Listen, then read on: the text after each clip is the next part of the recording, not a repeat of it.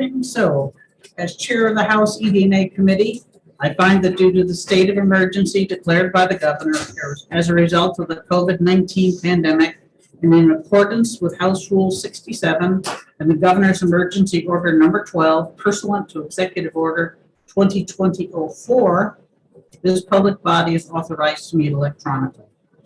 This is a public hearing on bills referred to the committee and scheduled in the House calendar for today. An executive session may be held on any bill referred to the committee. Please note there is no physical location for members of the public to observe and listen contemporaneously to this meeting. However, in accordance with the emergency order, I am confirming that all members of the committee and select legislative staff have the ability to communicate contemporaneously during this meeting through the Zoom electronic meeting platform. And the public has access to contemporaneously listen and, if invited, participate in this meeting by the Zoom platform or by telephone. All necessary access information has been available in the House calendar and through the electronic calendar on the General Court website. The notice for this meeting complies with House rules and RSA 91A. Anyone who has a problem accessing the meeting should call 271-3600 or email hcs@ledge.state.nh.us. In the event the public is unable to access the meeting will be adjourned and rescheduled. All votes that are taken during this meeting shall be done by roll call vote. We'll start the meeting by taking a roll call attendance.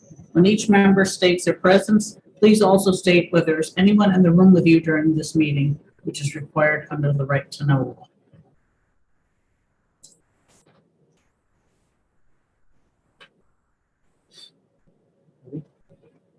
Representative Allegro. Present in the room. Representative Bailey. Present in the room. Representative Fellows. Representative Fellows? Not yet. Representative Fugno. I am present at home alone. Representative Goley. Here at home, and my wife is in the other room. Representative Broda. Here in my office at home, alone. Representative Judy. Representative Judy. We'll come back. Representative Lanzara. I'll be mobile today in Nashua, and I am alone. Representative Lekis. Present in the committee room. Representative McGuire. Present in the committee room. Representative O'Brien. I am present and I'm alone in Nashua. Representative Pearson. Present in the committee room. Representative Roy. Present in the committee room. Representative Santonastaso. Present in the committee room. Representative Schmidt. Representative Schmidt. Sorry, I unmute myself. I'm present in my home office in Dover and I'm alone. Representative Schilling. Present at my home in Pembroke, alone. Representative Schultz. Present in Concord, and my husband will be in and out of the room. Clerk is present in the room. Representative Yakubovich. Present at home alone in the room. And we will try again for Representative Fellows and Representative Judy. 17 present. Thank you, Representative Sytek. So I'm opening the hearing on Senate Bill 33, and I first call Senator Waters, who's the prime sponsor. Thank you, Madam Chair, and members of the committee. For the record, I'm Senator David Waters from District 4, and I'm introducing Senate Bill 33. This bill will provide municipalities and Native American tribal representatives with a procedure to restore historically accurate and documented names to geographical features and sites. It is entirely enabling legislation. I'd like to speak briefly as to why this is necessary and how naming is actually done in New Hampshire and in the United States. Naming is governed by the United States Council on Geographic Names Authority through its United States Board on Geographic Names. They have the final say. Each state has a representative to the board. For New Hampshire, that's Ken Gallagher, and we have a New Hampshire Geographic Names Authority. Now, of course, a municipality can do some naming of streets and things, but for any name to be officially recognized and appear on maps, it needs to go to the board. I want to note that some naming powers in New Hampshire are reserved to the state legislature in statute. Mountains and rivers that pass through more than one municipality are governed by separate statutory authority, and this bill has no effect whatsoever on that authority. Well, why do this? Increasingly, there is an interest in municipalities and among Native American tribal groups in restoring historical names. And why do we need the bill? Well, New Hampshire has no federally recognized tribes. If we had a federally recognized tribe, the United States Board is required to consult with it. So we do need a process to ensure that Native American tribal groups have the authority to review and work with municipalities who want to bring forward proposals for names. The concern about this nationally is growing. It was raised in a very influential article last year in Indian Country News. And I was on a call late last year with national Native American leaders. And I asked Raina Thiel, who was the head of tribal government issues in a previous administration and currently is the tribal liaison and advisor for the Biden administration, about what to do in a state that doesn't have federally recognized tribes. And she felt there really did need to be a state process. I took the prepared bill language to the New Hampshire Commission on Native American Affairs and to others and attempted to address concerns during the Senate process based on their advice. I did see the letter yesterday, which you received from the Commission on Native American Affairs, raising a couple of remaining issues. And so when I saw that letter, I wrote an amendment which addresses completely the concerns raised by inserting their proposed language into the bill.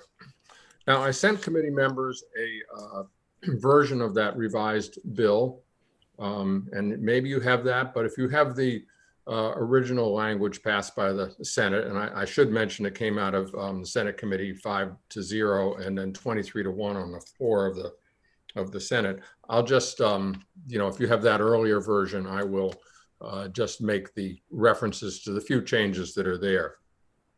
So the way the bill works is first you see some findings which basically repeats current language in statute around the establishment of the Commission on Native American Affairs.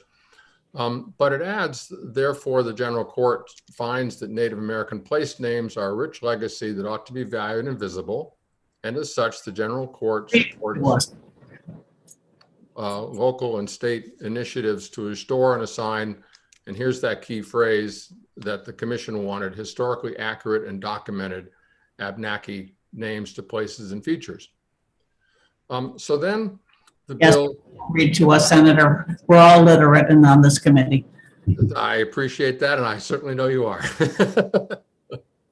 The next portion of the bill assigns authority to the Commission on Native American Affairs to have the authority to review the recommendations from municipalities. And when requested, they might assist the municipality in determining the historically accurate and documented names. I put that when requested there because the commission pointed out that it really has no staff and it's a volunteer commission, so that it didn't feel that it should be burdened with the necessity of doing all the research and so forth.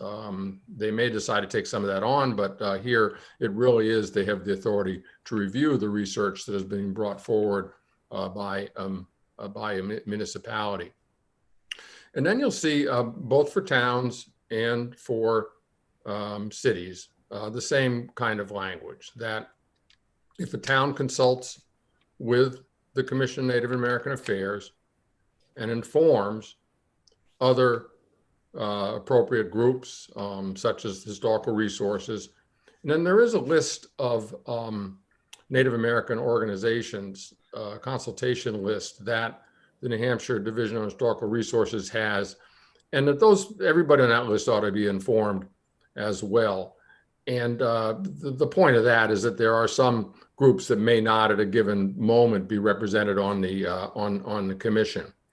And then I think importantly in either case that any proposal for historically accurate and documented Abenaki names needs to go to a vote, of the town. And then it can be submitted to the New Hampshire Geographic Names Authority and then onward from there. So it does it for both of the cities and the towns. And then finally, it makes it clear explicitly that this function is something for the Geographic Naming Authority in the state, that they do have this function to receive these requests and then to pass them along. As I said, I'm very grateful to the guidance of the Commission on Native American Affairs and attempting to address every concern that they raised, and grateful to the advice and support of others whom you'll be hearing from. And I think it's a good step for New Hampshire to give this enabling legislation to the municipalities to assert the authority that the Commission has over the process. And I really hope it'll be a good educational opportunity to promote interest in New Hampshire's history. And thank you, Madam Chair. Thank you, Senator. Are there any questions from the committee? Representative O'Brien looks like he's trying to wave. Thank you, Madam Chair. I probably should use the hand instead of the real hand. But thank you. And Senator, thank you for taking the question. I think members of this committee have been contacted by other members of the Abenaki tribe that may not seem so enthused with your support. And coming from the Transportation Committee, we've had similar circumstances, particularly with things such as license plates when veterans group organizations did not totally agree.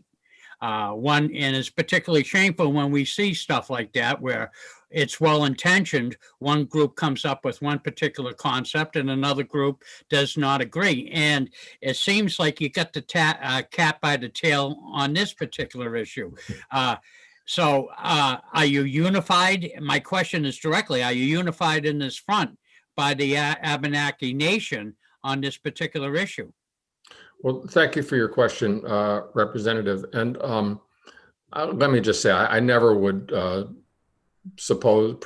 propose to speak for Native American groups. They speak for themselves.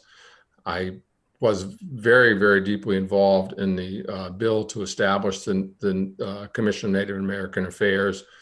I was at the University of New Hampshire for decades, the Native American Graves Protection and Repatriation Act officer. So I've had, with great respect, a lot of interaction with the Native community, and it is their voice. I would say that I listened very carefully, and that's why I wrote the amendment, because I saw the letter that came from the commission that raised the two issues about making sure historically accurate and documented, and then wanting to ensure that the commission had authority here and that proper information would be given and potentially consultation with any group who may agree or disagree. And so I think I wouldn't expect unanimity, but I think that what the bill now does is that it has explicitly addressed every issue that has been raised, and it's just an opportunity to make a process work. I mean, here it is, and it's a process, it's enabling, Some municipalities are interested in doing this. And so now we'd have a process that would, I think, work for the state. But again, finally, whether I've been entirely successful is not for me to say. Thank you, Senator. Thank you, Madam Chair. All right, Representative Roy?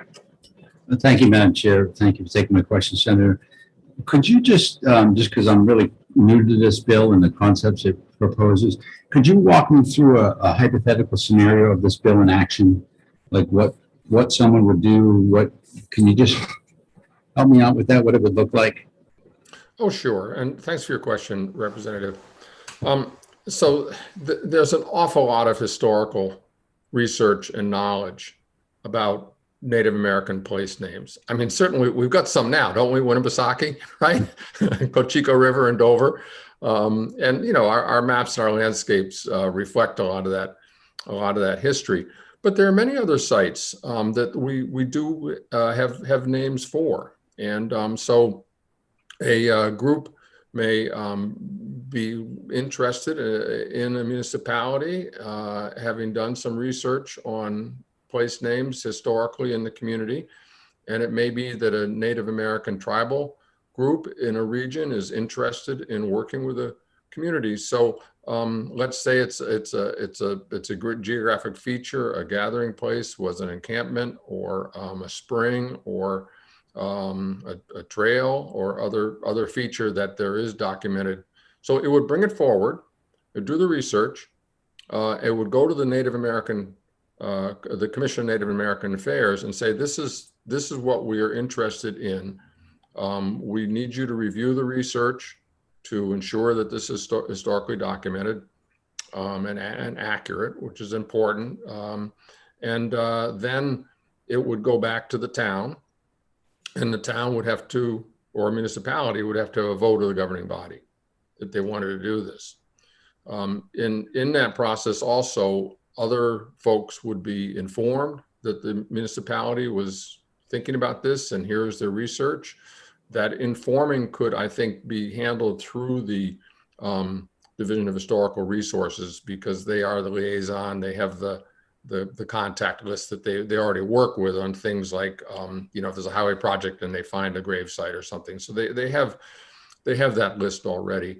And then if the town body votes to do this, it would be forwarded on to Ken Gallagher. And then they're the body that when anything comes out of the state can put it on to the national board. So, I mean, that's kind of how things are done now. We do some naming and renaming all the time. And this is just developing a process that makes sure that we get accurate names and that the Native American tribal groups in the commission, you know, have the appropriate authority over it. Follow up. Thank you. That helps a lot. Quick follow-ups.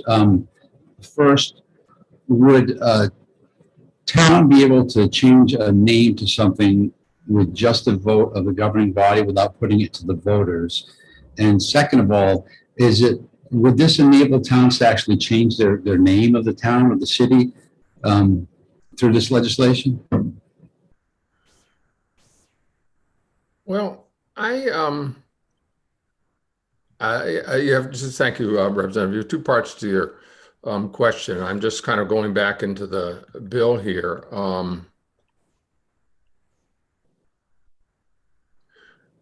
I have for the town, the legislative body. So that's the town meeting, right?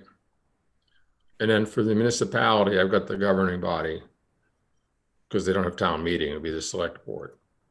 And of course, those processes both have to have, you know, fully public notice, public hearing, and so forth. In terms of renaming a municipality, I don't have it right in front of me, but I think that would require, I'm quite sure that would require a legislative act. Mountains, rivers, and I'm quite sure that the name of municipalities would require a legislative act. And this bill does not cover that. You'll note the language of the bill says geographic features and sites.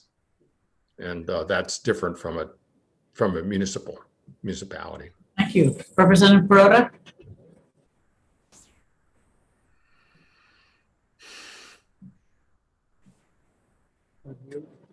You're muted. Unmute yourself, please. Thank you. Good morning.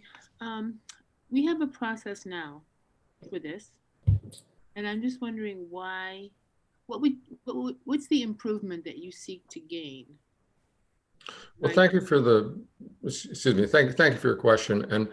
And the reason we need to have this is that, yes, there's a process now. Somebody can make a proposal to the United States Board if they wish, but such a proposal would not really be looked upon as having come through a process in the state. So it'd be highly unlikely to be accepted.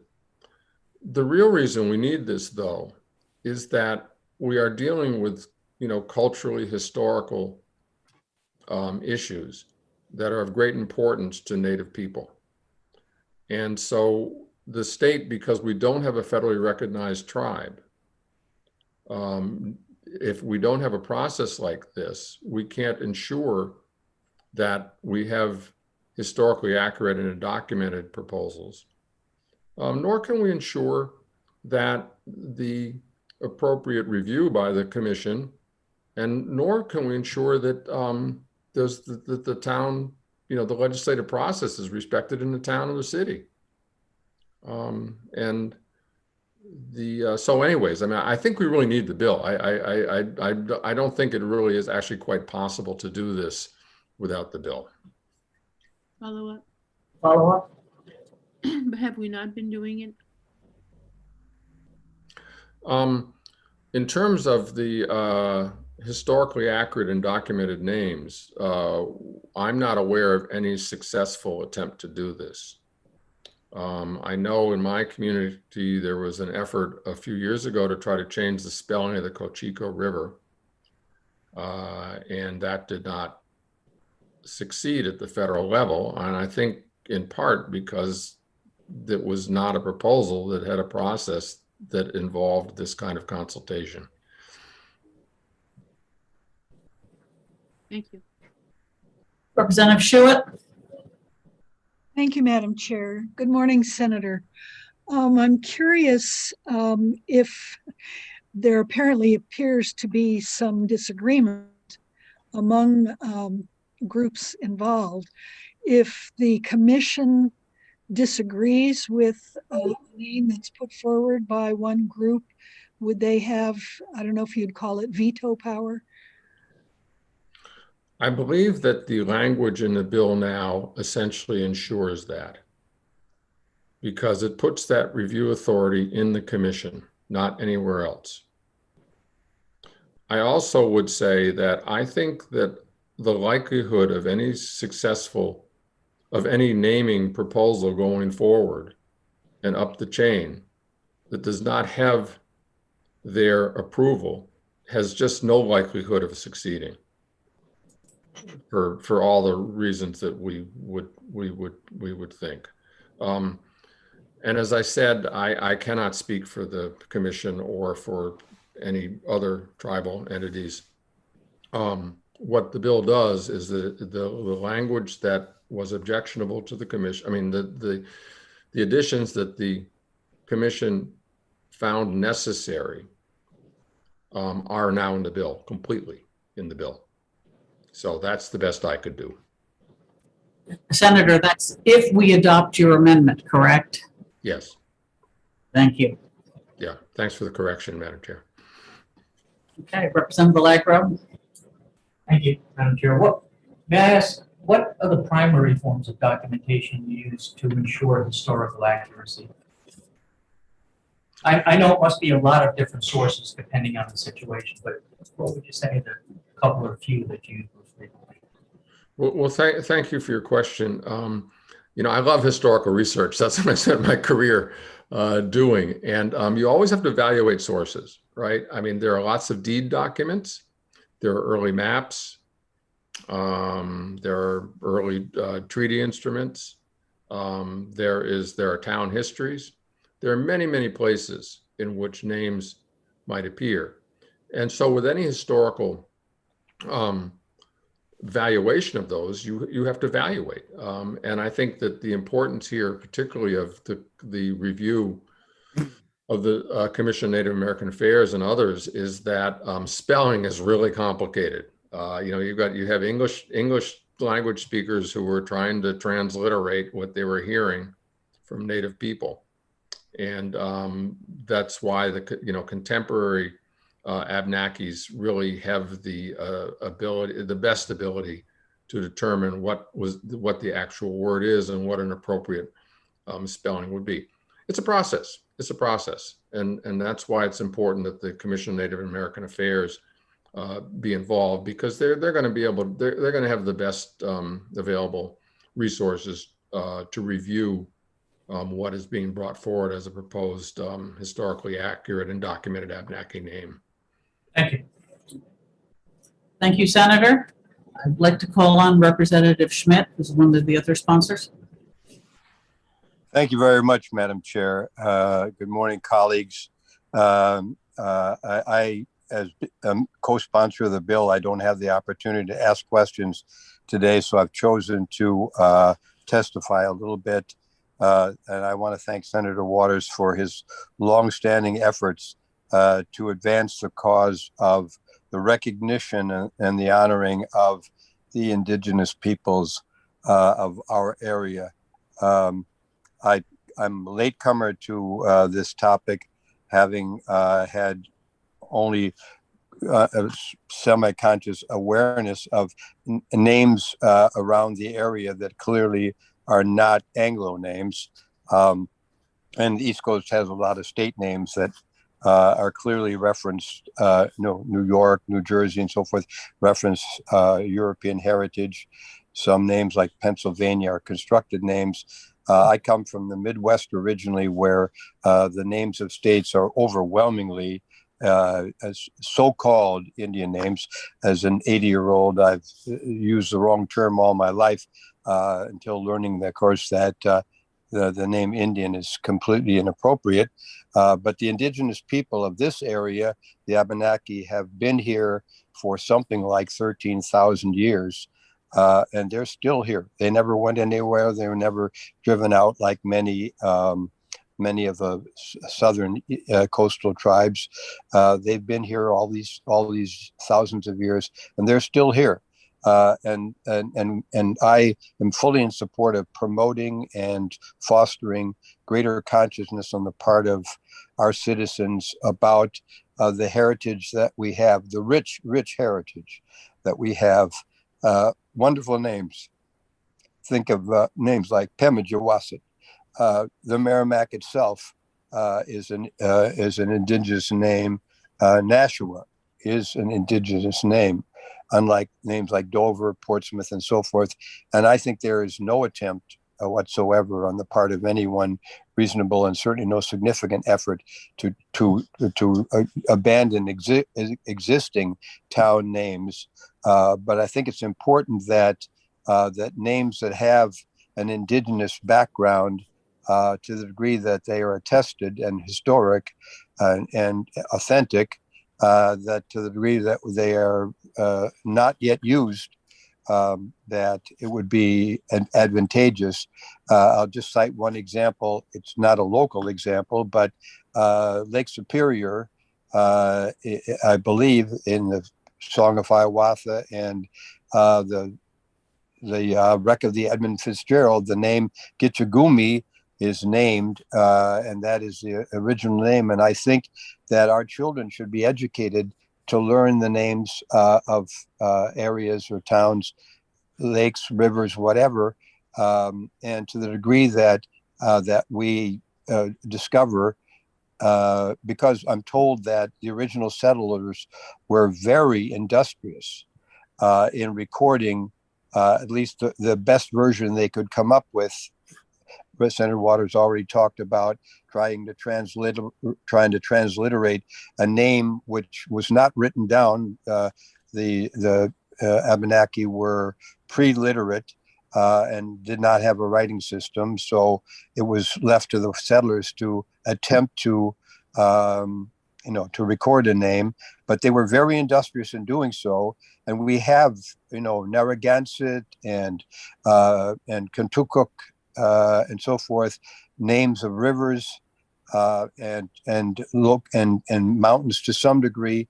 I'm not in favor of naming geographical features and so forth that don't have original indigenous names. I wouldn't be in favor of adding a name or creating a name.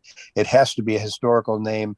But there are some situations where I've been told something about the Baker River that is a source of unhappiness on the part of the indigenous people, that name is applied to that river. But basically, I think that Senator Waters' bill, which I'm proud to be a co-sponsor, is a very good first step, but it certainly has to be done within the existing structure. There's a federal structure, there's a state structure.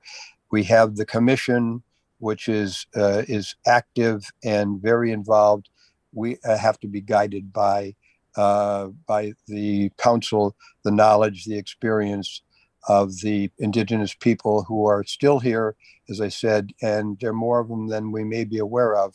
Many New Hampshire natives have indigenous DNA in their blood, in their system, and there is an existing mechanism. So it may be that there's some aspects of the bill that need to be improved or whatever. So I don't like the word renaming, for example.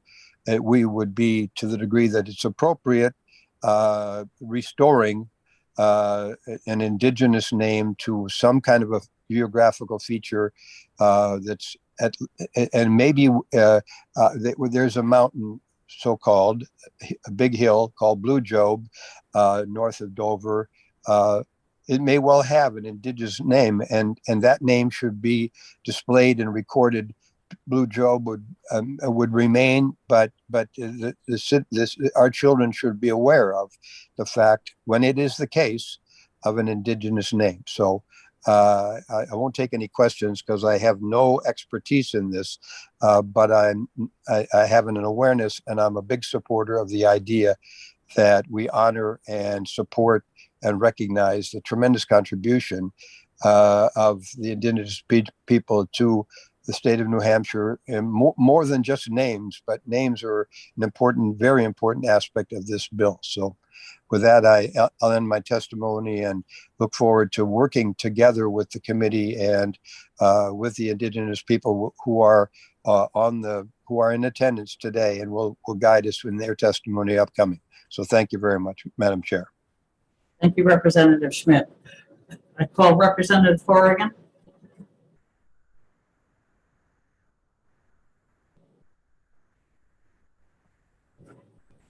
Thank you very much, Madam Chair. I'm Representative Timothy Horrigan from Jeffrey County District 6, the towns of Durham and Madbury. And just since I signed on as a sponsor bill, I learned, for example, that the Oyster River, which runs through my community, its original name was Chanhassen, and it apparently is, the Oyster River is apparently a translation of Chanhassen means like a river with many shellfish on it. So there's and Representative Schmidt and especially Senator Waters have covered a lot of the ground, so I don't need to go on too long. But this bill does recognize that names are important, and this will create a process whereby new names that are based in the Abenaki culture will be historically accurate ones. So we don't want to. On the one hand, we would like to have more Abenaki names to represent their past and continuing and future contribution to our community. There are the stewards of the land that we all cherish so much, but also make sure that those are appropriate and historically accurate names. So just to make sure we're not just arbitrarily so on the one hand, we want to have the real historically accurate Abenaki names in place, but we also just don't want to make up fake names. This doesn't affect any existing names, although there is controversy over the Baker River, which actually my uncle had a farm that was on the Baker River, so I'm like shame to say, I knew nothing of the history of it. And that's it also doesn't affect Native American inspired place names, which either aren't necessarily historically accurate, like Shakora. So certainly Mount Shakora, the village of Shakora, the Lake Shakora, the River Shakora can all continue to be called that, even though there's no evidence that Shakora, there's no hard evidence that Shakora actually existed, or even things named after Indian Native Americans from tribes outside the other than the Abenakis, like Mount Tecumseh, which is the mountain where the Waterville Valley Ski Resort is, for example, is named after a famous Shawnee member of the Shawnee Nation. So this creates a process which makes sure we have appropriate and historically accurate names, and so I think it may need some more tweaking. I certainly I have a copy of Senator Waters' suggested amendments, and that's something I think we should go forward that would improve the bill. And that's about all I have to say about it. I'm tempted to bring up the fact that there's separate paragraphs for both municipalities, for both towns and cities, but I guess I'll leave that out of it because that was a bill that we debated on the floor last week, which didn't even go through your committee, so I'll leave that out of it. So anyway, I think this is it's a matter of some controversy, but I'm glad I co-sponsored it, and I hope even if the committee doesn't move forward the bill, we have raised awareness of an important issue. So I'd be happy to take any questions. Thank you, Representative Corrigan. Seeing none, I call Chief Pulley. Excuse me, Representative Tite. I have one quick question. Were you suggesting we should change the name of the Baker River? I just said there's some controversy over it, that Baker was well, first of all, he was from Massachusetts, but he was a leader of a band of white people who killed a large number of Native people back when we were taking over New Hampshire. So he's he's an historical figure who, in retrospect, doesn't look quite as worthy of having a geographical feature named after him as seemed the case when the river was named. I didn't know why it's named the Baker River until just a few months ago myself, and I've been visiting that river for over 50 years, so I didn't know it. So that's something the people in Grafton County will have to debate amongst themselves. So yeah. Chief Pouliot. Madam Chairman, if we could, we'd like to allow Ken Gallagher from the Department of Strategic Initiatives. Thank you. He was the next person, but if you prefer to be after him. And then I would prefer that Kathleen Blake, representing the Native American Commission, go after him, and then we'll follow, if we could. Fine. Mr. Gallagher? Yes, thank you, Madam Chair. So yes, I'm Ken Gallagher. I am a principal planner at the Office of Strategic Initiatives. And among my other duties, I am the designated contact for New Hampshire with the Federal Board on Geographic Names. So I just thought it would be helpful if I described to you the current process that we use for proposing and reviewing new geographic names in the state. We are basically a reactive body at this point. I receive notice from the Board on Geographic Names for any proposals for new names in the state. And I review those proposals with input from members of the Council on Resources and Development, which serves as the state's geographic names authority at this point. We do this review with CORD normally via blind copy emails. We don't actually do it in our CORD meetings. Each member of CORD is given time to review the naming proposal with colleagues in their departments, and that's usually about a 6-week period. I then review and summarize the positions of the departments, and I send the resulting information to the BGN. And the Board of Geographic Names will also have directly solicited responses from municipal and county governments and any other interested parties for any of those particular names that are proposed. As Senator Waters noted, the Board on Geographic Names does not reach out to Native American groups in New Hampshire because there are no federally recognized tribes in the state. So I have therefore, on occasion, consulted with members of the Commission on Native American Affairs on certain naming proposals. And I am open to consulting with the Commission on all naming proposals going forward.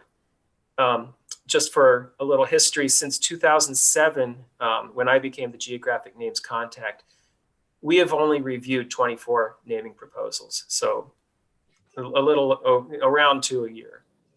And in addition to that, I've corresponded with about the same number of members of the public on geographic names that did not go forward to a proposal. So that's just the background on the current state of how we do things with the names, and I'll be happy to take any questions. Thank you. Representative Schuett. Thank you, Madam Chair. Good morning, Mr. Gallagher. I'm curious, it seems that there would be instances where, for example, differing tribes would prefer different names for the same places. How would an instance like that be resolved? Well, really the status of our board is not to make a decision. At this point anyway, we're not sending proposals of our own in. Now that will change if this bill is passed. We could certainly do that, and other states do that. But at the moment, we are simply one voice among many, sending our comments back to the Board on Geographic Names. So, for instance, if there is disagreement, and we're able to identify that there's different groups with different perspectives, we would send all that information in to the federal board. And we may as a group have a particular sense of what we want to do, but we do send in all of the dissenting information as well. We do not make the decision ourselves. Thank you. All right. Seeing no further questions, Ms. Blake. Thank you, Madam Chair. Good morning, everyone. I am speaking to you from Ndakina, the traditional homeland of the Abenaki, Pennacook, and Wabanaki peoples past and present. Madam Chair, would you like me to read the statement that the commission has submitted, or are you all set on that? Thank you. We have received that, and I at least have read it. So please just give us Okay. your highlights or any personal testimony. Okay, thank you, ma'am. I do appreciate the amendment that was sent late yesterday afternoon by Senator Waters. Because I have requirements for hosting meetings with the commission that require both planning on their part, all but 2 of us are employed, and I must have a 24-hour meeting notice sent out.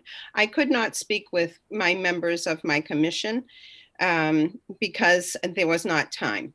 So the statement that I submitted yesterday on behalf of the commission remains our advice. And despite the amendment that has been submitted. So I couldn't meet with them. However, I would like to make a couple of remarks as an individual and a resident of New Hampshire. I personally still have serious concerns about this bill, and I went through the language carefully of the amendments, and here are some examples of things that concern me. The phrase "may recommend the naming or renaming" is not the same language as to restore the actual traditional Abenaki word for that location. The word "review" to me means that I might read something, look at it. It does not say to me that I may have input upon it in any way or to render an opinion. Review doesn't say that to me. Perhaps that's my lack of knowledge about the law. I don't know. The words "and may" when requested are concerning because If there is no request during that process, then there's no input. The words, "the town shall inform the commission," just means to me what it says. They'll tell us. That does not say to me, and you have the ability to do anything with that knowledge. I also am concerned about the 13 tribes, bands, and organizations that are listed on the contact list, and giving all of them, all of us, an opportunity to have input. Whether each band chooses to have input or not is irrelevant. They should still be given the opportunity. No one band has any more right to say their opinion than any other. So I think it's really important that all of the local peoples have the ability to make statements and have input. The original names of the places in New Hampshire that were used and shared by the first people of this land are important to all of us. They are still used in many locations, as people have pointed out. Despite the fact, much of the history of the people who have called this place home for many millennia has been falsely created to represent the narratives that the writers wished to project. In legislative hearings, and I see many of you, the same people that I've seen and met before, I've heard some of these erroneous concepts listed as fact. You know, Indigenous people never lived here, for example. So we can do better, and we really must do better.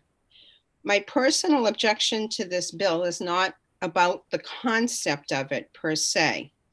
The restoration of many original Indigenous names is not as difficult as it might sound. Many town histories include the original place names of their communities.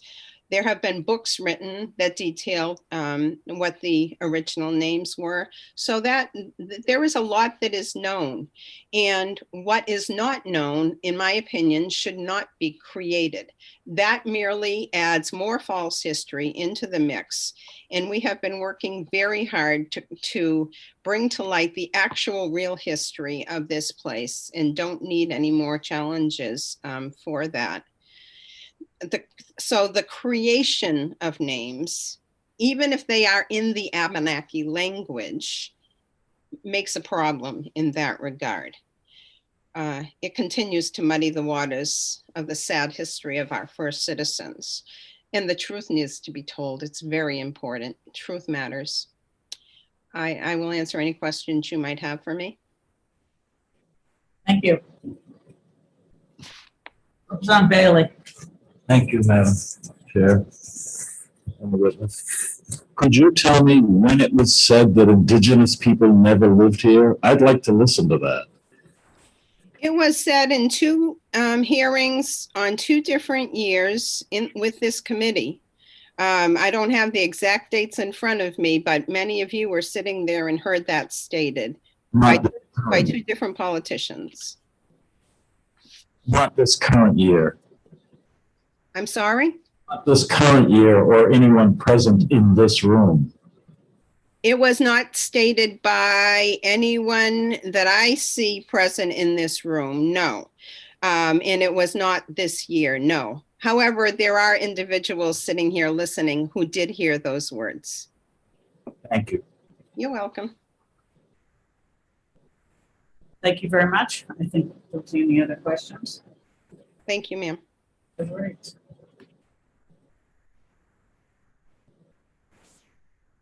Chief Bouliot. Good morning, committee members. I'm pleased to be with you this morning to discuss some of these issues. I am the principal speaker, or the Sogamo, of the Cossack Band of the Pennacook Abenaki people. We're headquartered here in Alton, New Hampshire. I'm with my wife. Denise Fulio. I'm the head female speaker of the Cossack Band of the Pennacook Abenaki people. There's a lot of confusion about tribal identities and tribal status within states. In 1994, our tribe filed a petition with the Bureau of Indian Affairs, and it was put in the Federal Register on April 6th, 1995, volume 6, page 66, number 66, page 17614.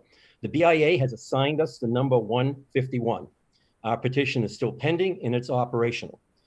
All tribes of petition are protected under USC Title 25, which is Indian law, whether you are federally recognized, state recognized, unrecognized, or never even petitioned. Hence, because of our petition filing, we're considered consultants on all matters, whether we're federal or not. Federal regulations, CFRs, usually only apply to federal tribes and not state or other categories of tribes. Over half of the tribal communities in our country are unrecognized. Only 574 actually are, and there's at least 600 that fit in the other categories. So keeping to use these phrases, there's no tribe here, we are on record with the Secretary of State in New Hampshire and the Attorney General. And the BIA knows we're headquartered here. So let's just put to rest that there's no tribe or no indigenous people living here. What we've heard today is quite interesting because we've been working with strategic initiatives and the U.S. Geological Survey, you know, the mapping people, for decades, since the 90s. And these issues come up all the time about geographical place names. Many of them go back to the Algonquin language, especially in New England. Abenaki was a prevalent language, and our language is a root word language. So every place name you see, there's a root word in there that actually physically describes the location or what was done there. I can give you many, many examples of how this works, but there are constructs that say it's a river feature or a mountain feature or an occupation feature or a feature where we did something in particular. So when we look at place names like Gonic, which got shortened, it actually was Muskamagonik, which meant a place where we spear fish salmon. Just like Manchester is now shows signs of Ameskeek, it was Nemaskik, meaning a place where we fish for fish. We have no intentions of saying Manchester has to roll back to that old name, but there are already highway signs that identify that old past. So we're quite content with that. We've been working with Ken Gallagher since he's been in that office, and we've pushed back on inappropriate things. Like there was an effort in Holderness to name part of Squam Lake Pocahontas, Squaw Cove, to call it Pocahontas Cove. Well, Holderness didn't want that. Tribal people didn't want it. We brought that to the commission and they voted not to accept it. So Ken and us and all these agencies all work in partnership already. All we can see that this bill would codify what he actually does day to day. And like Ken said, I've dealt with this issue for over 20 years. And just like him, I say it's a very small number of communities that want to change things. I'll give you a case in point. Warren, New Hampshire got into this controversy about Baker River, and indigenous groups really want to change that. Well, Warren, on its municipal level, already voted not to change it. So that's dead. It doesn't get to Ken at this point because you don't have the municipal support. So that's being said, it's fine. We are constantly being asked to change the names of the president range. We know this is a major issue with the U.S. Geological Survey. So this process to change mountain names or to name unnamed features in the White Mountains, the presidential range, is a bigger and bigger thing. And quite frankly, the Abenaki do not have names for many of these features. Let me just tell you what we do have. We have the most extensive library of state, town, and indigenous history in our own tribal headquarters. We have records back to the 1700s. Several of your towns already have these narratives of what the place names were called. We've taken all these resources and we're the fiscal agent for INHCC, which stands for Indigenous New Hampshire Collective Collaborative. We started this with a lot of alumni and ex-professors at UNH and historians and other interested parties, archaeologists, anthropologists, and others. We have on a public domain right now an ArcGIS map. It's an interactive map. We already have all the trails, Abenaki trails, already digitized on this map. And what did we find? They all follow our highways and our riverways. And they also lead to each one of the villages where we had a place. So this data is already in there. Not to mention the fact the Department of Historical Resources already did the same thing. We independently, because there's copyright issues, we independently recreated these trail maps. They were originally identified in 1950 by a guy named Chester Price, who was one of the leading New Hampshire archaeologists who did a lot of research back in the day. We validated and vetted almost all of his work. And right now we're looking at records back to the 1700s from numerous records, including other tribal records, oral traditions. And we have a layer that's called sites, village sites, place name, features. And what we found with this is, we're going to roll this out very soon. Any town could just go in there and look what's happened in your location. The only problem we're dealing with right now, there's so much data in this map, we have to figure out how it can be actually used, in research with people. It's daunting because there are so many features in the state that are named by us. So why did we've gone in a position to ITL this? And the reason is, as Kathleen has said, we find ambiguous language like "and may," "and when requested," "and as necessary." There's several of those "and may," "and may." What it does, when you start putting ambiguous alternatives on how you look at this, it blows up the whole system. We expected this to be an all-inclusionary bill, where all participants, whether it's the DHR, the strategic initiatives, the municipalities, we figured all the tribes of consultation that are already, like I said, protected under US Title 25. That's why the state has so many people on that list. These are all entities that are protected under a self-determination clause of the federal government. So we said, this would be great if this was just a codification of procedure, but when you start throwing in mays and whens and then if necessary and if requested, these all have to be removed. So we say ITL it. We already have a process. We didn't ask for this.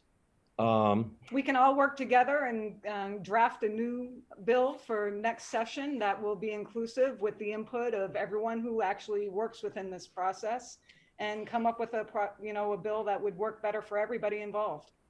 The only thing I heard from Ken is that there are some areas where he doesn't have the authority, but I think this could be codified if that's what you really want to do.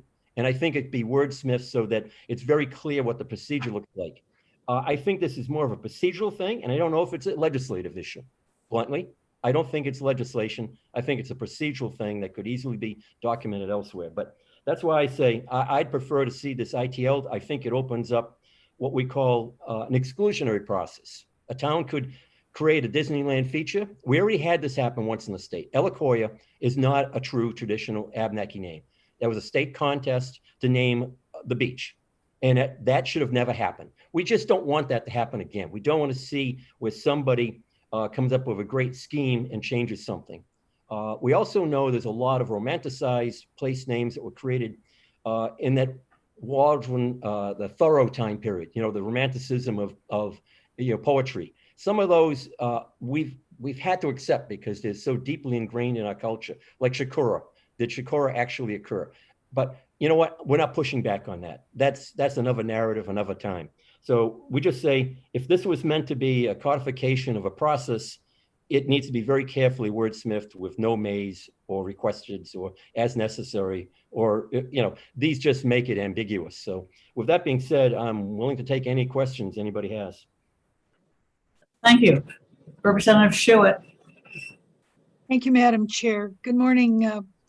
I guess it's Mr. and Mrs. Pouliot. First, I would like to assure you that I don't believe anyone currently serving on this committee denies the existence of Native Americans in the state of New Hampshire. I think my committee members would back me up on that. We do have a method of retaining a bill for future work. And I was wondering if you felt this piece of legislation would be worth using that process, that you could perhaps work with the sponsors on what would better satisfy your needs. I agree. We've actually taken each one of the, we started with the original, and then there was a revision of that amendment and another amendment, We've actually looked at each one of them. It's minimal work has to be done. It's striking out a may here or an or there. and make it very clear that there's a consultation process. That's all we say needs to be done, because as it's written, the consultation process seems to be a little misleading at each step. So when you talk to municipalities, it's very clear that they have their own self-governance issues, and they can make their recommendations. They can have votes depending on, they could have town meetings, they could put ballots and petitions. There's a whole process for them to put that on, in their form. But when it comes to Ken Gallagher and the DHHR and the commission, I think it should be all integrated as a consulting party group. Right, and all tribes should be consulted. No, one tribe should not be picked just because they happen to be singing the song the town is looking for. All tribes should be consulted. And if a project is truly righteous, then there shouldn't be an argument. We've actually, I'll give you another case in point. A couple of towns have actually had mascot issues, and this is kind of off the track, and they consult with a tribe outside the region to get approval on an offensive name. That's inappropriate. You go to your local community and find out if it offends us. I don't care if it doesn't offend somebody on the West Coast that's a tribe. So we want this to kind of keep it local. We think this is Granite State issues, and we want to keep it within the Granite State if we can. So that being said, we do see outside influences which sometimes can screw up things. And like Pocahontas had nothing to do with New Hampshire. How did that get interjected into our narrative?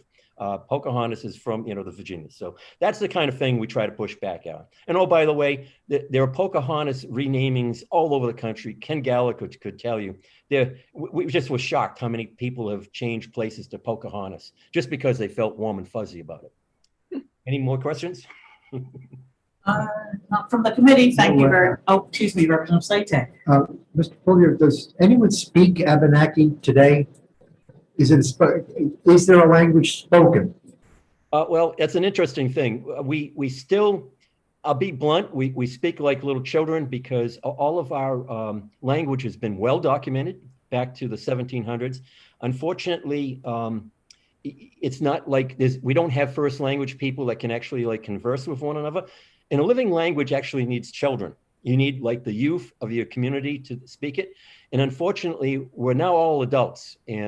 And what we do is we speak it and we can write documents in it, but it's more of a labor of love. It's like trying to write in Latin today.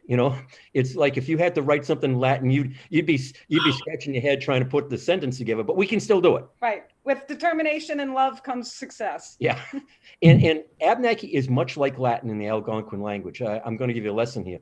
All the root words of all the other Algonquin speaking groups, all the way from Maine to the West Coast, are all derived from Abenaki root words.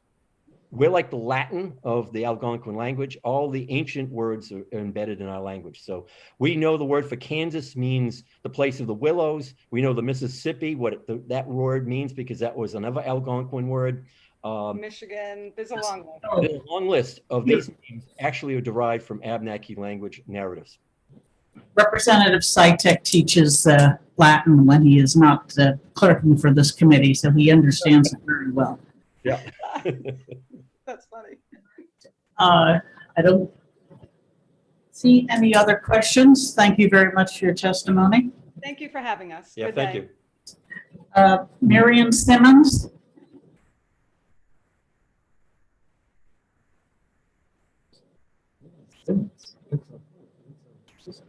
She's raised her hand. She wishes to testify.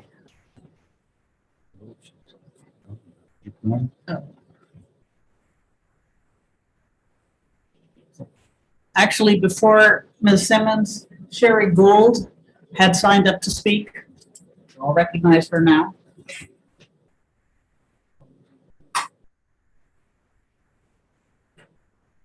Ms. Gould, you can unmute yourself.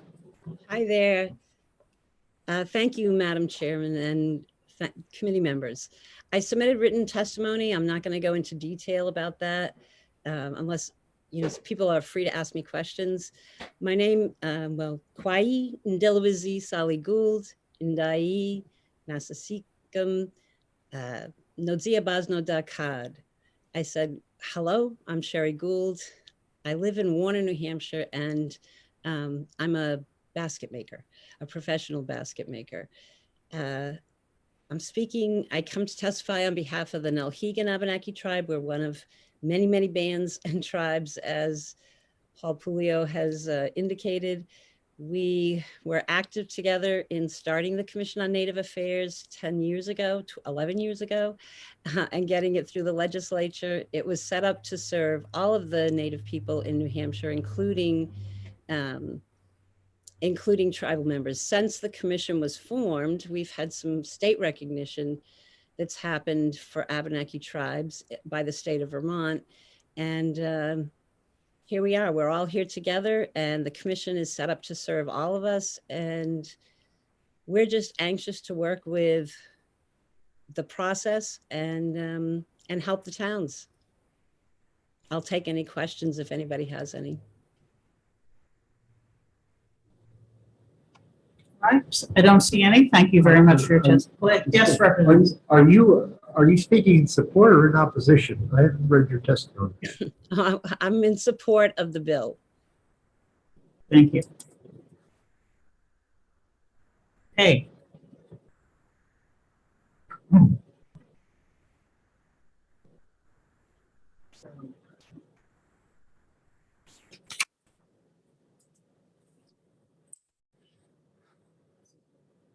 If there's anyone else who wishes to testify, please raise your hand and we'll listen to you.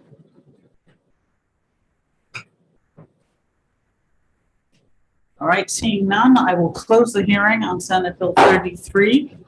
And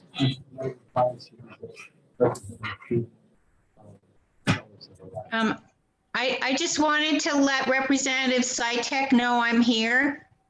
thank you. He's noticed that you and Representative Judy are both here. Thank you. All right, I'm a co-sponsor of Senate Bill 57, so.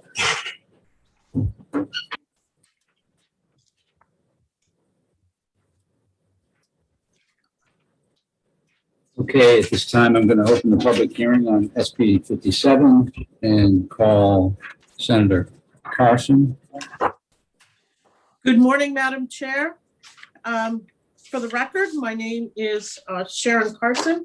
I have the pleasure of representing Senate District 14, comprising the towns of Londonderry, Hudson, and Auburn. And I have today for your consideration Senate Bill 57, which allows pharmacy technicians and interns to remotely perform non-dispensing tasks. This legislation would codify Emergency Order Number 13, which went into effect in March of last year. I was approached to introduce this legislation by PillPack, which is a New Hampshire-based pharmacy that had sought to make this remote practice permanent through a waiver to the Board of Pharmacy. However, the board responded that they did not have clear statutory authority to do so and recommended that PillPack contact the state legislator to introduce this legislation. You will hear testimony about how the work from home program has shown positive trends in employment, employee satisfaction and productivity, and very importantly, patient safety. Passing this legislation will help to ensure that these opportunities can continue after the state of emergency ends. Codifying this emergency order now will also allow the Board of Pharmacy ample time to create rules needed to address technical details without disrupting the workflow of pharmacies utilizing remote pharmacy technicians. Bottom line is that it is good for consumers, good for employees, and good for business. I know stakeholders are working and they have, we have adopted a clarification amendment. And so I would ask you for your consideration and ask for the passage of Senate Bill 57. Thank you very much, Madam Chair. Thank you, Senator. Anyone have questions for Senator Carson? Representative Sytek. Senator Carson, would you mind spelling or saying the name of the agency or pharmacy that wanted this? The SillPack or something? PillPack. Yes, PillPack, PILLPACK. Sorry, of course. I'm sorry. No, that's okay. It's, you know, this form of communication can sometimes be a little dodgy. So it's okay. Thank you. Thank you very much, Mr. Chair. There are other folks who testify who will be able to answer, I think, questions a lot better than I can, who have knowledge of the industry. So I would like to thank you all for your time this morning. It's good to see all of you, and it's good to see you survived the procedure that you had to go through last week of 3 days of session. So Yeah, it was definitely felt like a procedure. yes. Thank you all very much, and have a great afternoon. Thank you, Senator. Oh, I'll be seeing you at 1:30, so we'll talk to you then. Bye-bye. Thank you. Okay, I'm going to call Chris Roshan. You unmute, please. Thank you, Mr. Vice Chair. Madam Chair, Mr. Vice Chair, and members of the committee. My name is Chris Roshan, and I represent PillPack. PillPack is a full-service pharmacy that offers patients a safe and innovative way to obtain prescriptions using convenient packaging, modern technology, and personalized service. In fact, PillPack was founded right here in New Hampshire by a second-generation pharmacist. And today, PillPack is licensed nationwide and is an independently operated subsidiary of Amazon.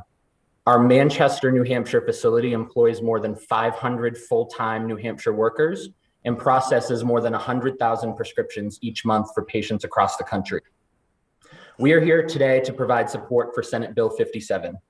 This bill would allow pharmacy technicians and interns to continue to perform non-dispensing tasks, such as data entry and prescription transfers, remotely after the COVID-19 state of emergency ends. We would like to thank the stakeholders who worked with us to improve this bill, including the New Hampshire Pharmacists Association and Representative Merchant. The bill before you today includes the Senate amendment crafted to address stakeholder concerns and ensuring that all quality and patient safety standards continue to be met, making the language fit better into existing statute. The amendment also changes the effective date to upon passage to ensure these practices can continue without interruption when the state of emergency ends. We would also like to thank Governor Sununu and the Board of Pharmacy for their leadership on this issue last March when they approved this practice during an emergency meeting and through Emergency Order Number 13. These emergency actions allowed PillPack to continue to process and deliver critical medications to patients in their homes while maximizing the number of PillPack employees who could work safely from their own homes. Now, let me be clear. Pharmacy technicians and interns are and should be supervised by licensed pharmacists. Technology makes remote supervision not only possible, but also safe and effective. This is why, even prior to the COVID-19 pandemic, 11 states had allowed pharmacy technicians to perform certain tasks from home under remote pharmacist supervision. This practice has expanded significantly during the pandemic, with 34 states, including New Hampshire, currently allowing some form of remote work for pharmacy technicians. As far as we are aware, the expansion of remote supervision has been safely implemented across the country, as well as right here in New Hampshire. The National Association of Boards of Pharmacy, NABP, developed remote work model language for pharmacy technicians, which this Senate Bill 57 reflects. Since implementing the remote work program, we have seen positive trends in employee job satisfaction, productivity, and prescription accuracy. All technicians and interns continue to be supervised by licensed pharmacists and have access to their supervisors by email, phone, and secure instant message chat, including video screen share, for support and guidance as needed, consistent with PillPack's existing operations. We have seen a sustained increase in job satisfaction, and our quality data has remained very strong throughout the remote work period. We're continuously monitoring these important metrics to ensure that we are meeting or exceeding our strict patient safety standards. Our remote work program has also allowed PillPack to hire additional technicians from different parts of the state, many of whom were specifically seeking remote work.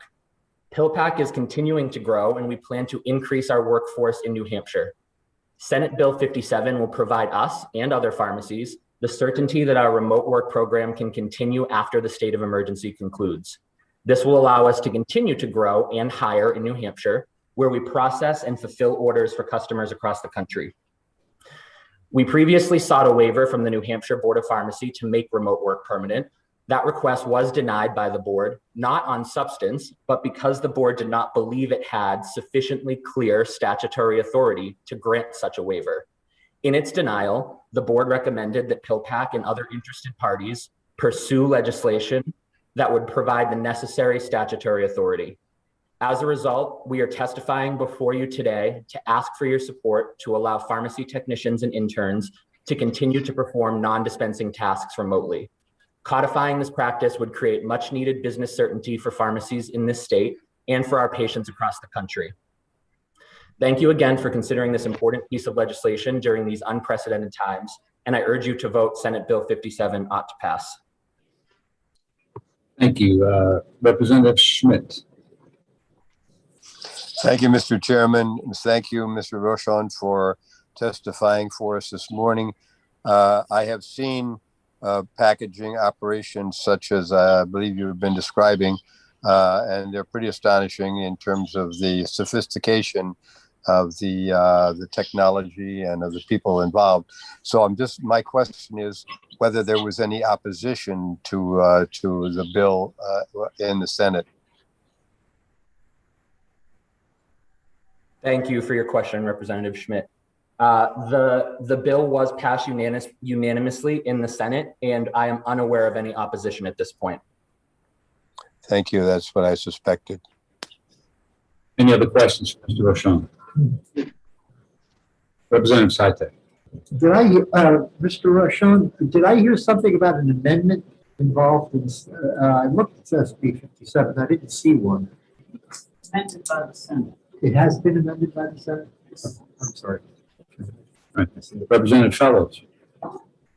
Thank you, Mr. Chair. From Mr. Rochon, I have a question. In the bill, let's see.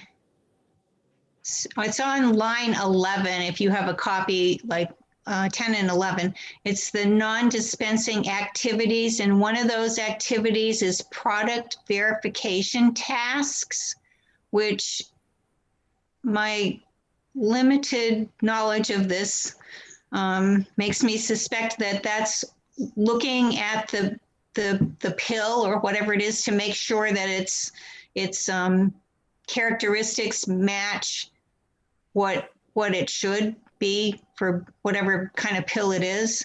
And how do they do that remotely? Thank you for your question, Representative Fellows. Product verification can be done remotely via high-tech imaging of the container and its contents.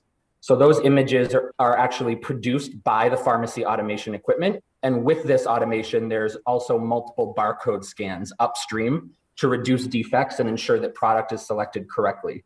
The images of the dispensed medication, the container, and the label are then compared to the reference image by the pharmacist to verify the correctness, similar to what would be happening in person, but they're looking at the images of those items. Thank you. Any other questions from the committee for Mr. Rochon? Representative Schuett. Thank you, Mr. Chair. Mr. Rochon, my question is involving basically line 10, which says non-dispensing activities include but are not limited to. So that means that you or some other group would be looking for some tasks other than those that are spelled out in this language? Thank you for your question, Representative Schuett. The purpose of this bill is to codify the potential for those remote non-dispensing tasks. And the Board of Pharmacy, once they have clear statutory authority, can also go through normal rulemaking processes to further define those technical components and build out guards that they see fit. In order for them to do that, they requested that they have this clear statutory authority to begin with. All right, so this basically would just allow for them to put forward in administrative rules further techniques. That is correct, as they see fit. Thank you. As someone who serves on JALCAR, I appreciate that. Representative Fellows. Thank you. I have another question. How do you know if in this kind of remote operation, how do you know the person who's doing the work is actually the person who's hired and qualified to do the work? Thank you for your follow-up question, Representative Fellows. So we have a well-documented policy for remote work, which was attached to our original waiver request to the Board of Pharmacy. It includes a number of safeguards in place to ensure that employees logging into our system to perform work their credentials are verified and validated.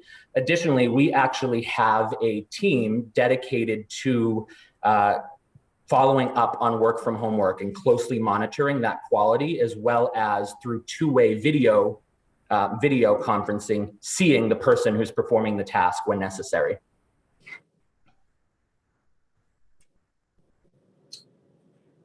Any further questions? Or do you have a follow-up? Well, yeah, thanks. I just wondered, you're saying when necessary. I'm just wondering how often do you actually see an image of who's actually doing the work?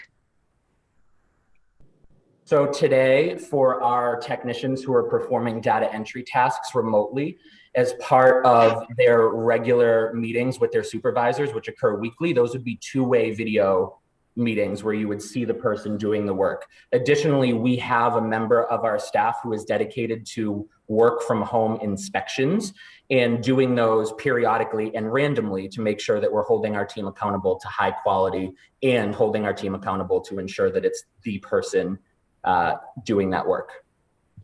Thank you. Representative Schuett. Thank you, Mr. Chair. Another thought occurs to me in the interests of protecting patient information.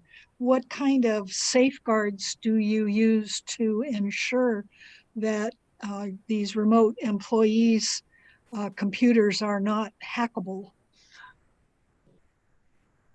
Thank you for your follow-up question, Representative Schuett. As part of that work from home policy that I referenced previously, there are a number of technological safeguards that are included. We provide the equipment for our employees who are performing remote non-dispensing tasks.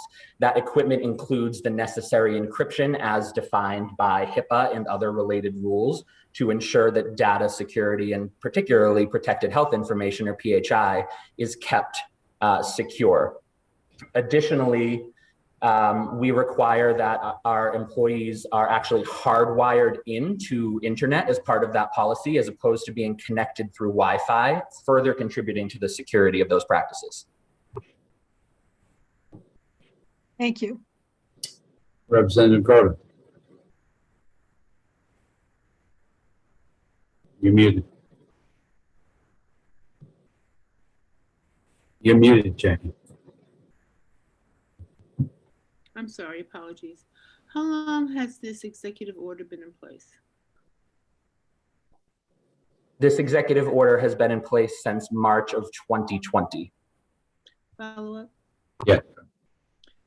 Have there been any issues as a result of this executive order? As far as we are involving this procedure. As far as we are aware, there have not been any issues. From our perspective at PillPack in Manchester, we have seen similar or improved quality and prescription accuracy, as well as improved job satisfaction as well. No issues that we're aware of. Thank you. I have a question myself.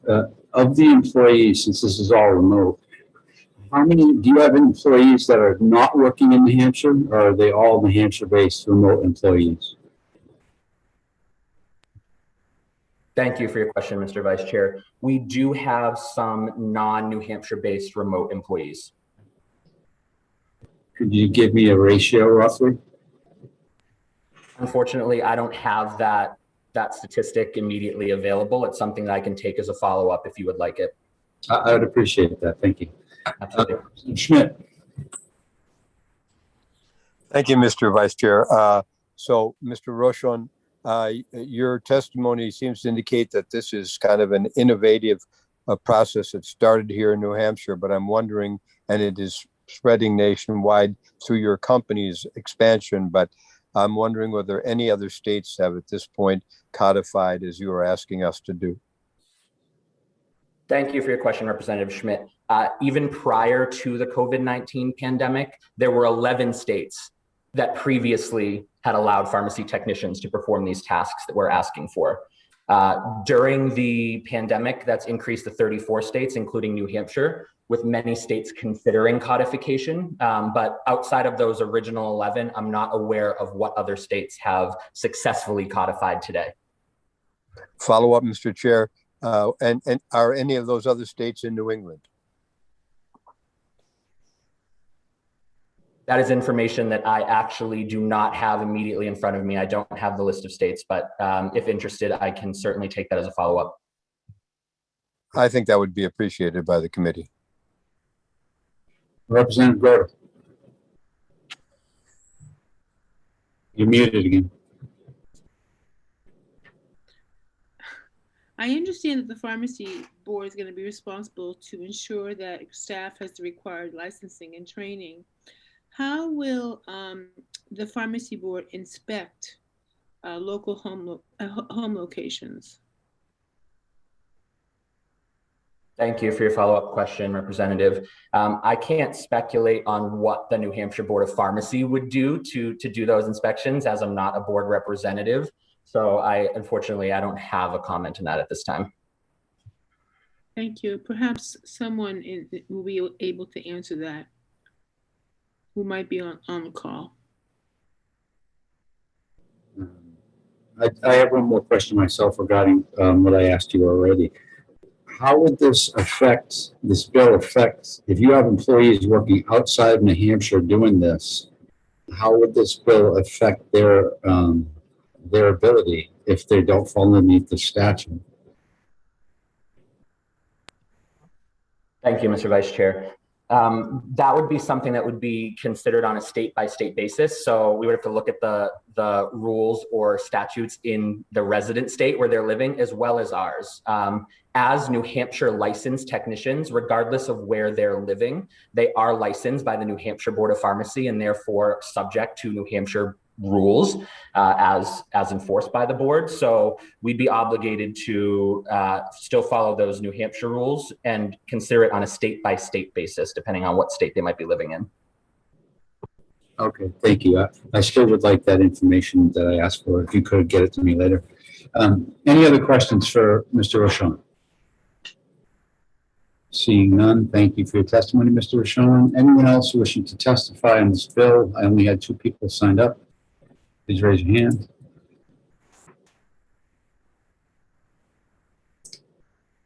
There being none, I'm going to go ahead and close the public hearing and turn it back over to the chair.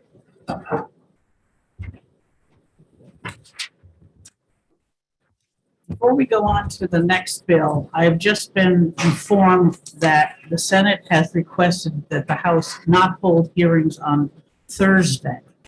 So, is there a strong preference among members of the committee for Tuesday or Wednesday of next week, since they don't want us to do it on Thursday? Not Tuesday. Not Tuesday. Wednesday's okay for me. Tuesday's not okay. Tuesday is also not the best for me either. Wednesday's good. All right. Wednesday would be better for me. So we've got 2 no Wednesdays, 3 no Tuesdays. And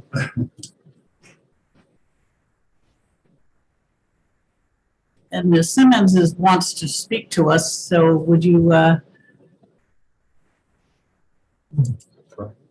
promoted her. You promoted her, okay.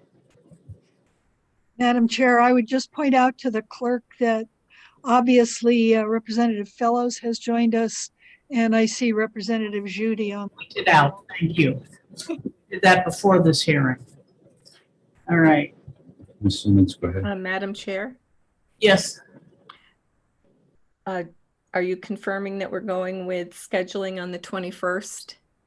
I'm trying to have that decided, yes. Okay, just verbally let me know. Thank you.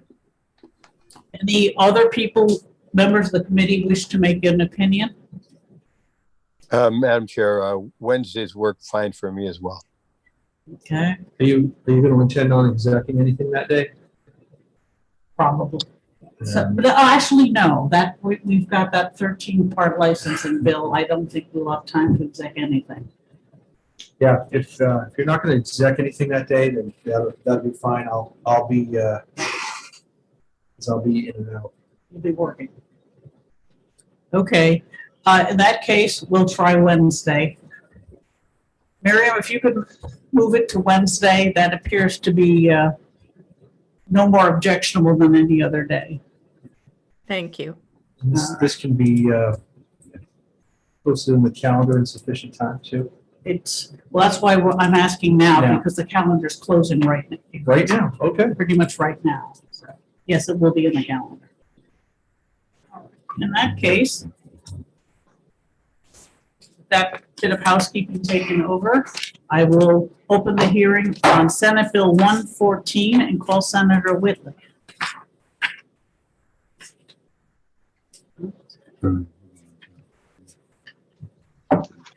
I believe you're, is she a member?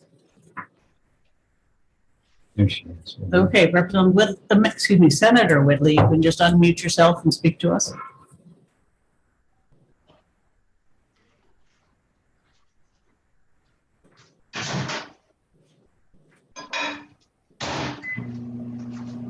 Hey, there we go. Good morning, members of the committee and chair. For the record, my name is Becky Whitley, and I'm honored to serve New Hampshire Senate District 15, which includes the wonderful communities of Concord, Pennacook, Henniker, Hopkinton, and Warner. So I'm here this morning to introduce Senate Bill 114. This bill is a public safety bill that ensures everyone who uses and enjoys New Hampshire's public, cultural, and natural resources can do so without fear or threat of discrimination or violence. We all know that our beautiful public places are a huge reason why so many people come to New Hampshire to live, work, and play. Safe, beautiful, open space is the legacy of the Granite State.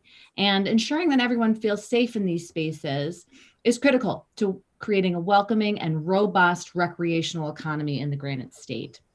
Now, you'll note that the original version of this bill, as introduced, simply required that the state agencies who patrol public areas required them to establish a protocol for addressing incidents of racial discrimination and bigotry, record, and then log those incidents. It also, in Section 5, codified the training portion of Governor Sununu's executive order creating the executive order that created the Commission on Law Enforcement Accountability, a Community and Transparency Commission. So what remains in the bill is what you have before you. The remaining section is Section 5. And this is a compromise position that ended up passing the Senate unanimously in a 24-0 vote. So this version retains only the language that was worked on with the bill sponsors with Chief Skippa of the New Hampshire Police Standards and Training Council regarding the training that all law enforcement in New Hampshire should undergo.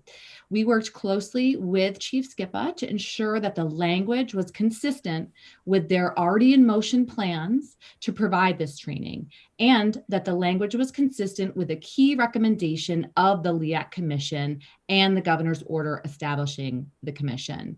It is worth noting that over the course of 10 weeks this summer, the LEAC Commission met 26 times. And after all this work and public input, the LEAC Commission, established by the governor's executive order, issued a report full of legislative recommendations that were agreed on by all members of the commission.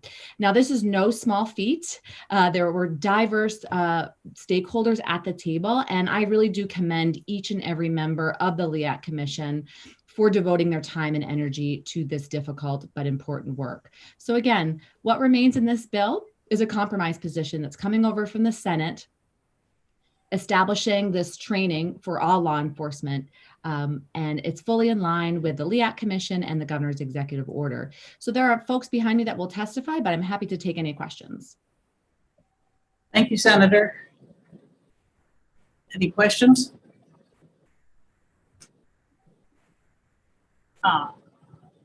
Madam Chair, Representative O'Brien, if I may. Please. Thank you, Madam Chair. Thank you, Senator, for taking my question. I get the gist and I agree with this. It seems particularly now timely. But however, which course are the police going to take? Is this going to be like a state requirement course? So what is taught in Nashua is taught in Colebrook? And or what happens if a community such as Nashua, because Nashua is a great city, we're ahead of the game on a lot of things, if I could brag about my hometown. But what happens if they have a current program that may not match exactly the state? So where does that lie on this subject? Thank you for the question, Representative. And I agree, Nashua is a great community. You have a wonderful police chief. So that's why we were, the very essence of your question, that, the differences in communities is why we worked really closely with Chief Skippa. So Chief Skippa runs the New Hampshire Police Standards and Training Council. People call it the Police Academy. So all law enforcement look to the Police Academy to train their officers and to help them with annual in-service training. So this won't add any additional burden to local, big or small agencies, but it'll just enable the Police Academy to support the agencies in providing this training. Okay. Follow up, if I may, Madam Chair. Follow up. Thank you, Madam Chair.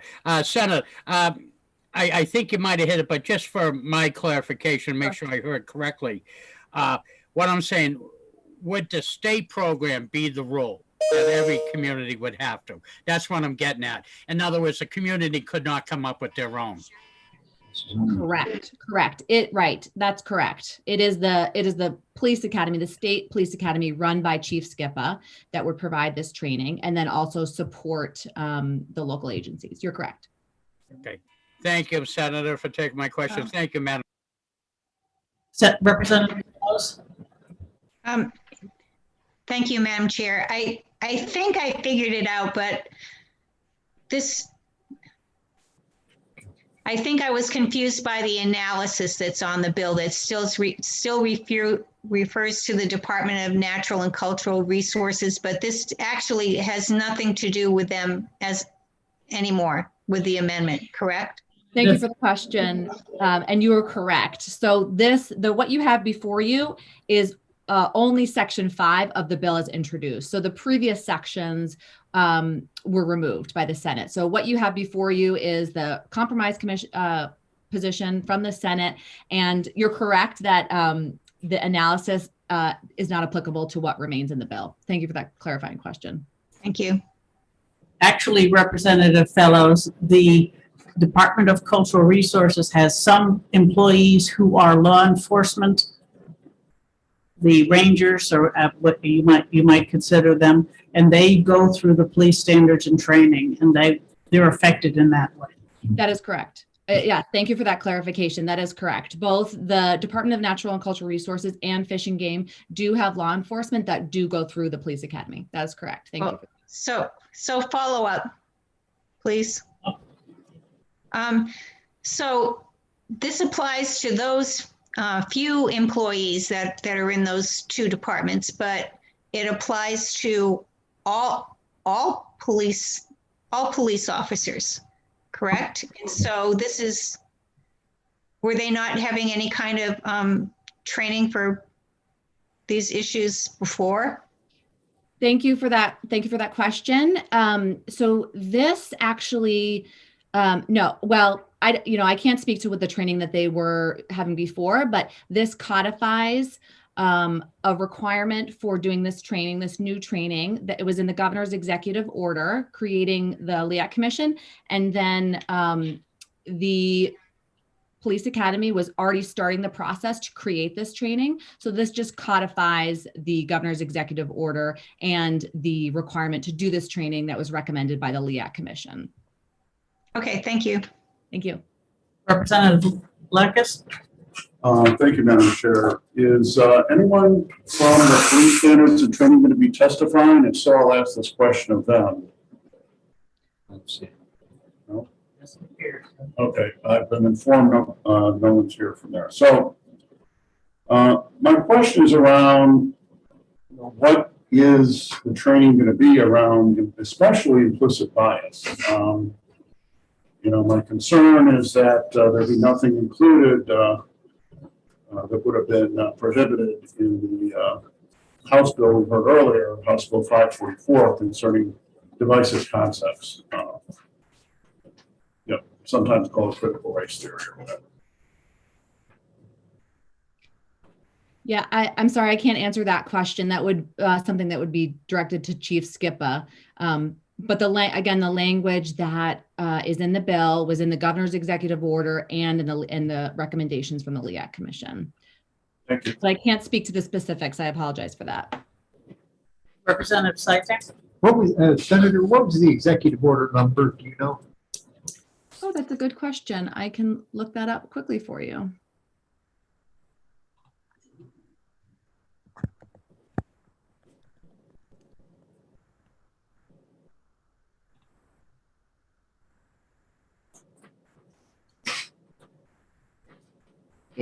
He had two different executive orders. The first one was 2020-11, and the second one, adding additional parties, I think, to the LEAC Commission, was 2020-13.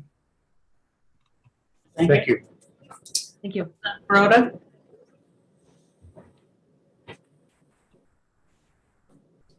Thank you.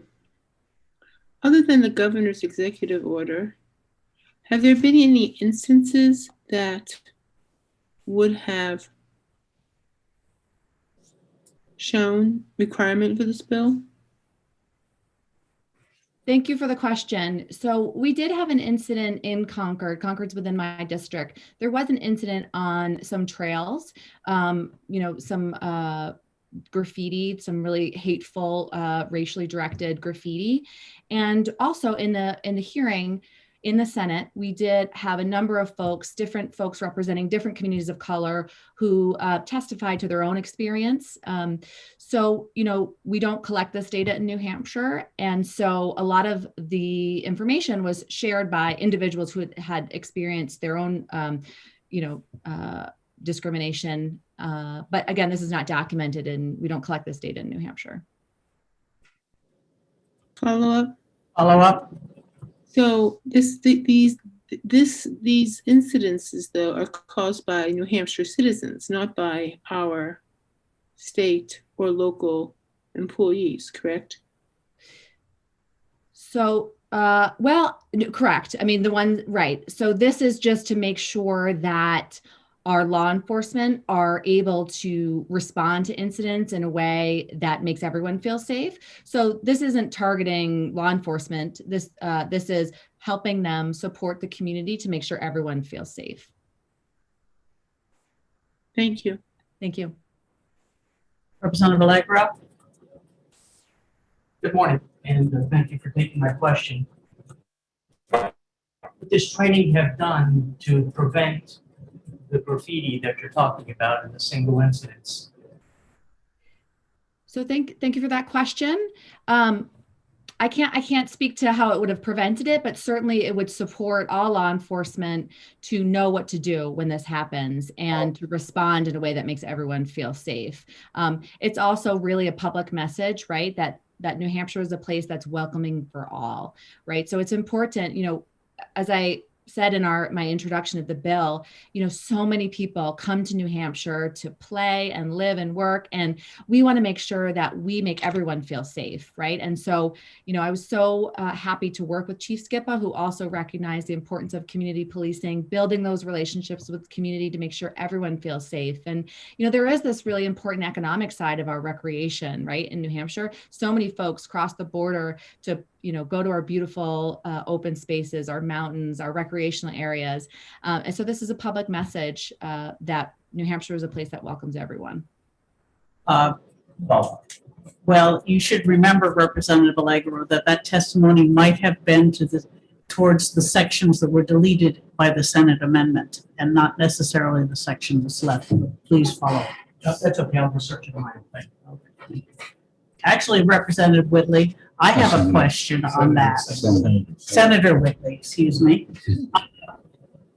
It appears that after the amendment, the title is no longer correct because what it's really dealing with is training for our law enforcement officers. Would you agree with that? I would. Yep.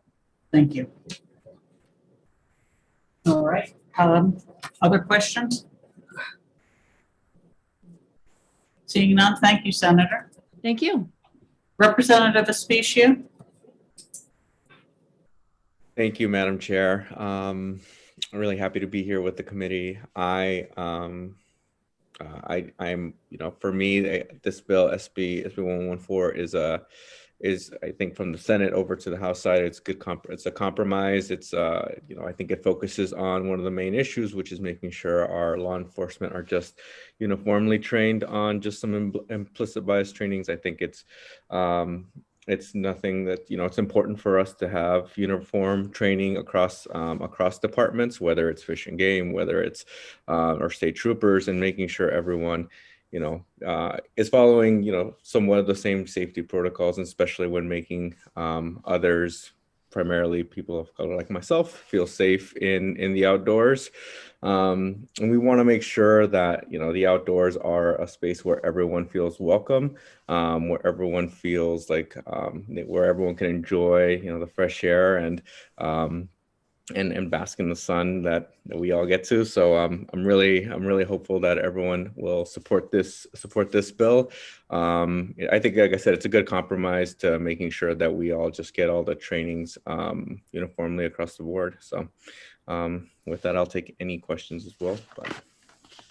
Thank you, Representative. Are there questions? Representative Schultz. Thank you for taking my question, and thank you, Madam Chair. Knowing the issues around divisive concepts, do you see this as being anything other than equipping all of our enforcement officers in learning how to respond to racist incidents? Or isn't that the main purpose? And did I hear that it was unanimously supported in the Senate? Yeah. Yes. So this was, following the amendment, it was unanimously supported in the Senate. And I think, I think with whatever we all do, I think having the tools we need to address any situation across any occupation is important. So I just think, I think this is just another tool for law enforcement to be able to properly equip themselves and feel like they can address it, because there's no such thing as a one size fits all, but I think there are tools that will help make sure that we can help as many folks as we can. So. Other questions? Thank you, Representative. Thank you. Representative Perez. Thank you, Madam Chair, for giving me the opportunity to speak in support of this bill. My name is Maria Perez. I'm a state representative for District 23 in Milford. I believe this bill is needed now more than anything.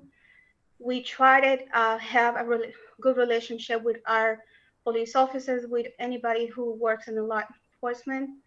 And for people like myself, people of color, and people who look different, and all because of the religion, because of the culture, we look different.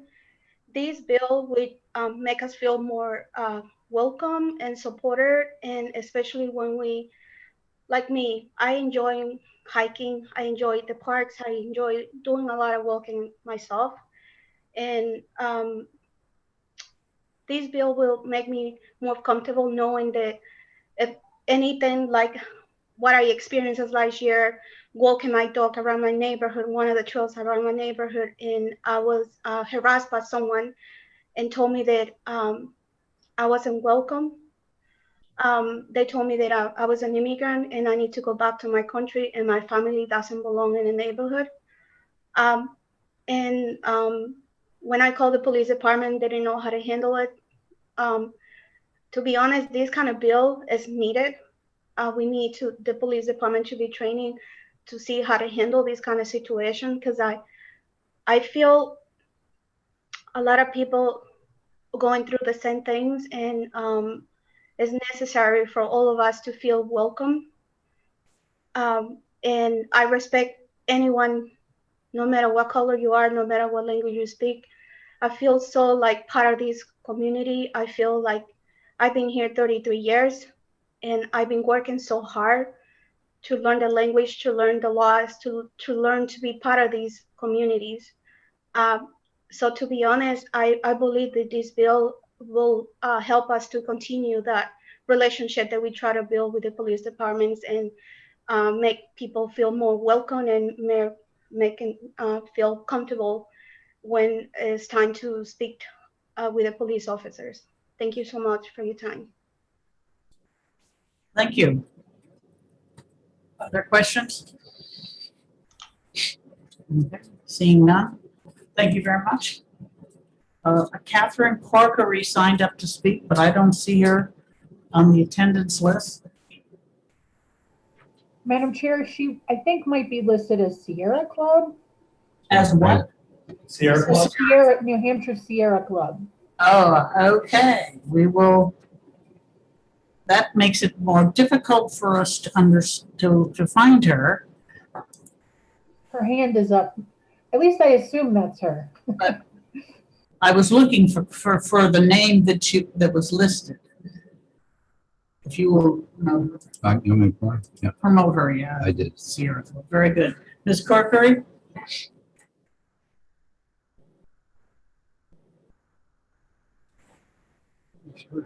Hello. Oh, let's see. Sorry. Here I am. Thank you, and my apologies. I can't change the name of my computer.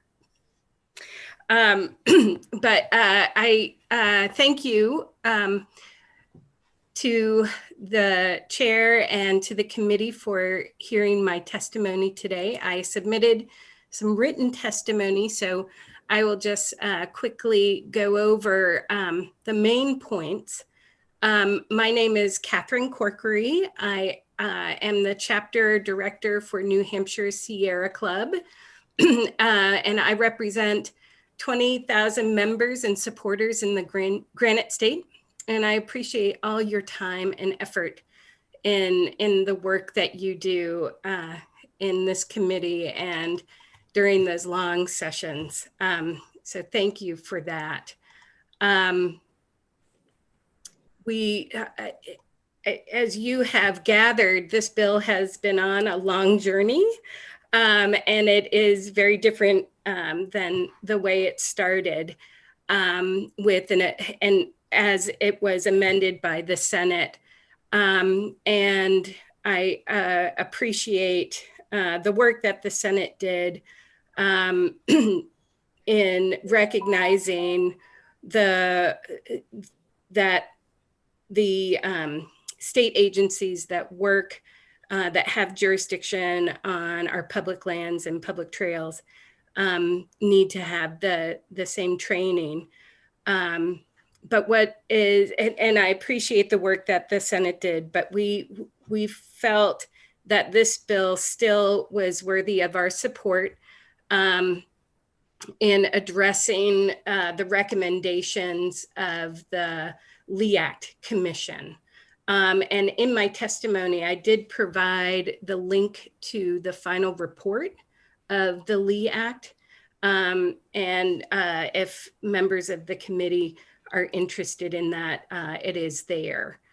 And the three main points here are that this bill did pass 24-0 in the Senate as amended, that there were over 100 people who signed in support of the bill at the Senate hearing, and a petition that addressed the original bill, which included the LEACT training. And to go to the governor's executive orders, and the senator was right, it was 2020-11 and 2013. It includes, it expands the training at the Police Training and Standards Council to include 3 new nonviolent training sessions. And that those nonviolent trainings, those sessions, do include de-escalation, ethics, and implicit bias.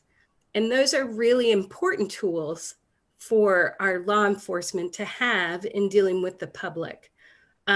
These are, and it applies to law enforcement in Fish and Game, as well as the Department of Natural and Cultural Resources. All of the policing agencies go through the Police Academy. And we support the report from the LEAC Commission and the hard work that they did in a short amount of time. And lastly, the non-violent training, as I said, it is critical to maintain peaceful and safe community relations. There is a lot of conversation about that in the LEAC Commission. And we do, and lastly, we ask, New Hampshire Sierra Club asked the committee to pass SB 114 as amended. And I'm happy and available to assist the committee in any further discussions. Thank you. Are there any questions for Ms. Corker? Seeing none, thank you very much. Asma El-Houni.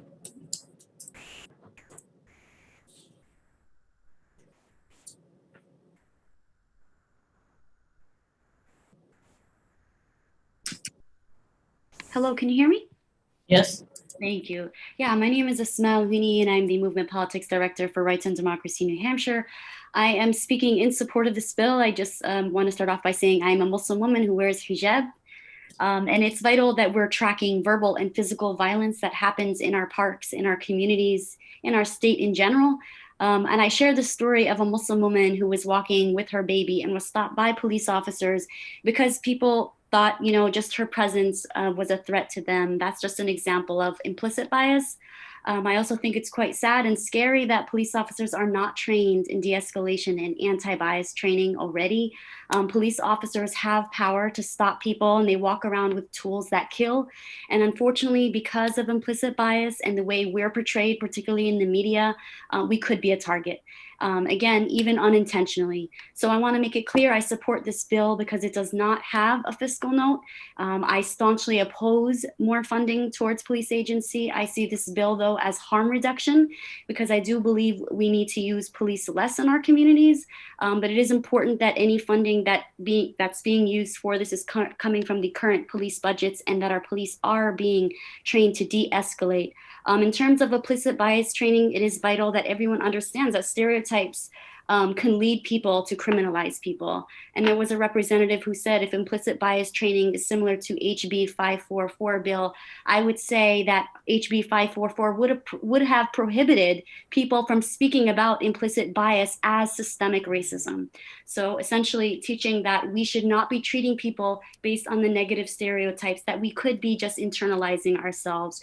Everyone should be able to live safely and freely and enjoy the outdoors, white, Black, and brown people. So please do support this bill. Thank you. Will you take questions? Sure. Representative Schultz. Thank you, Madam Chair. First of all, Ramadan Mubarak. I hope I said that correctly. I'm learning. So as I understand it, you have a lot of experience around these issues that the LEAC Commission has been discussing and about implicit bias training.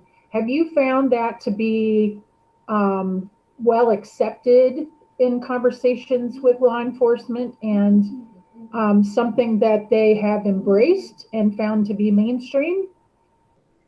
Yeah, thank you, Representative. I really can't speak in terms of policing, but I can just speak in general. People do want to have these conversations because I don't think people realize the ways we've internalized, say, when we see certain groups of people portrayed in the media a certain way, and then we could behave a certain way in public, or the fact that, you know, racism is basically in our systems. And so in order to really address them, we need to talk about them. And so that they know, like, oh, if I see a Muslim woman wearing hijab, it doesn't mean that she's a terrorist.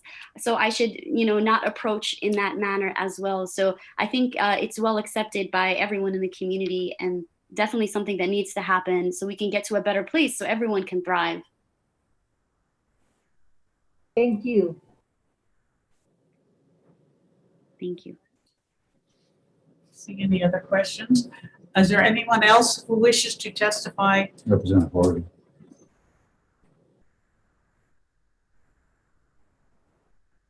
Representative Horgan? Thank you very much, Madam Chair. So I'm Representative Timothy Horgan. I represent the towns of Durham and Madbury. Durham is a somewhat more diverse than the rest of New Hampshire because of the University of New Hampshire, which has more persons of color than the state as a whole. And even though we have a very well-trained and very fair police force, there is, you know, there's racial tension even between the people of color who reside in Durham and the police force. And there haven't been any major racially charged incidents in Durham that I can remember, but they do happen in New Hampshire. And then there's also, I think there's a level of mistrust even between the white community and the police force, because, for example, a large percentage of the homicides in New Hampshire are officer-involved incidents. Usually, they're rarely, if ever, convicted of a crime. In fact, in most cases, probably their actions were justifiable. But there is even between the white community and police force, there's a level of mistrust. And certainly, we haven't had anything like what's going on in Minnesota, which is disgraceful. But Minnesota is also a peaceful white state. So, like, you know, if it happened there, it could happen. Could you speak as to whether you're in favor or opposed to the bill? Oh, I'm sorry. Oh, well, I'm very much in favor of the bill, and it's pretty simple common sense, and it just codifies what the police academy should be, and I think is trying to do already. So, like, this is so certainly, you know, the police officers, I don't think police officers, you know, they should be de-escalating incidents. You know, they should not be killing civilians when they don't have to. You know, they should be treating everyone fairly, regardless of the color of their skin or whatever the other characteristics. This is very, very common sense, and it's almost like it's almost unfortunate this bill is necessary, but I believe it is necessary. And also, the topic of HB 544 came up. I think Representative. HB 544 anymore. It is related in the sense that there is a possible conflict between these two bills, although I think you know, you should pass this, send to the Senate, and HB 544 has in fact not been passed by the House. Anyway, so that's it was tabled 347-18. 544 anymore. Thank you. Do you have anything else to say about Senate Bill 114? Oh, it's an excellent bill. It's so commonsensical. It's so commonsensible. It shouldn't be necessary, but yes, it is necessary. And so I think this should be passed. It's excellent. Thank you. And whatever else. Yeah. Other member of the public that wishes to speak about Senate Bill 114? Please raise your hand if you do. All right, seeing none, thank you very much. I'm going to close. Representative Fellows. I don't want to testify. I'm disappointed that there's nobody to speak to us from police standards and training. Is there some way we can get them to come over here and talk to us about this bill? Not at this point, Representative Fellows. However, you can certainly, Senator Whitley did testify who she spoke to, and you should certainly give him a call and talk to him about it if you like. Thank you. That they are not here generally means they're in support. in my experience. Oh, thank you. Okay. All right, seeing no other hands, I'm going to close the hearing on Senate Bill 114. We are in recess until 1:30. Madam Chair, Yes, Representative Shuett. thank you. If I may just briefly, I attended the Senate eDNA hearing yesterday, and I can give the committee a brief update on what occurred with our bills there. All right, well, this is entirely optional for the committee. We'll come back at 1:30. Thank you. I'll just say House Bills 128, weather modification, 369, PT modalities, and 456, information from vital records, were all voted on and recommended ought to pass unanimously for the consent calendar. House Bill 283, the Wentworth-Cheswill bill, was, since unfortunately we are already past the April 11th anniversary date for this year, they amended it to apply in years going forward. And that's recommended unanimously ought to pass with amendment to go on the consent calendar. House Bill 141, the bill exempting county administrative officers. They have requested an FN with fiscal information. They are awaiting that. And House Bill 499, the facial recognition bill, had a very long hearing. The committee had lots of questions on it, and they put off executing on that. So that's all. I just wanted to let folks know that we were pretty successful yesterday. Thank you very much. Diane, did you say one of the bills was amended in the Senate? 283, Wentworth-Cheswill Day. Just recommended ought to pass. The committee adopted the amendment, but none of these have gone to the full Senate yet. Did the Senate amendment change the bill in any drastic way or anything? Title from our amendment had put it for April 11th of this year, which, like I said, unfortunately has passed. They changed that to next year. And then further down in the language of the bill, it just refers to endorsing celebration of his birth date going forward. Cannon fire. Ms. Marling, if you put up our out to lunch sign, please. Well, Or out to lunch. Yes, indeed. We are.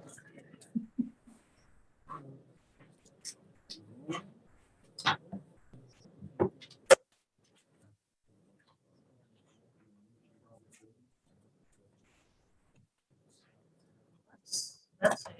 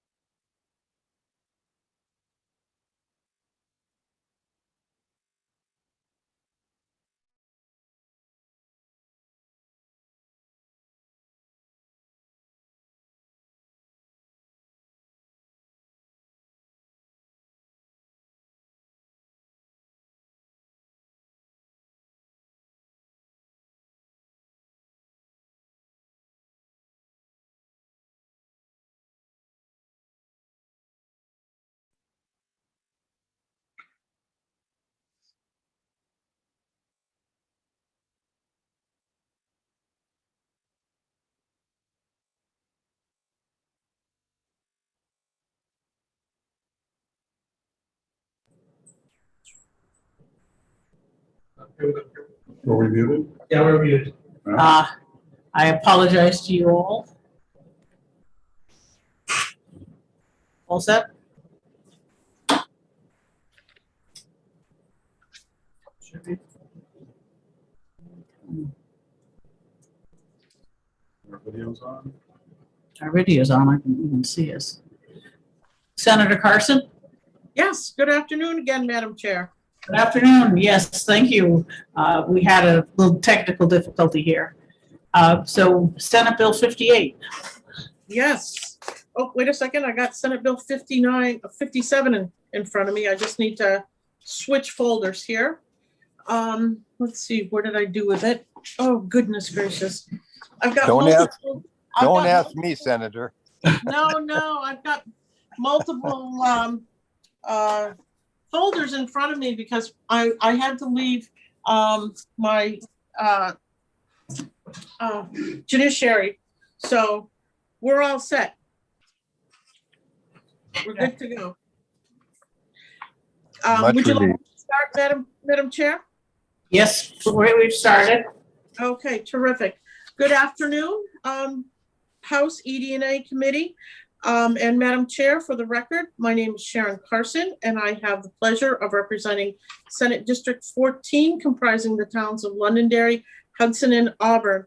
And for your consideration this afternoon, I have Senate Bill 58, which is relative to the administration of the occupational regulation by the Office of Professional Licensure and Certification.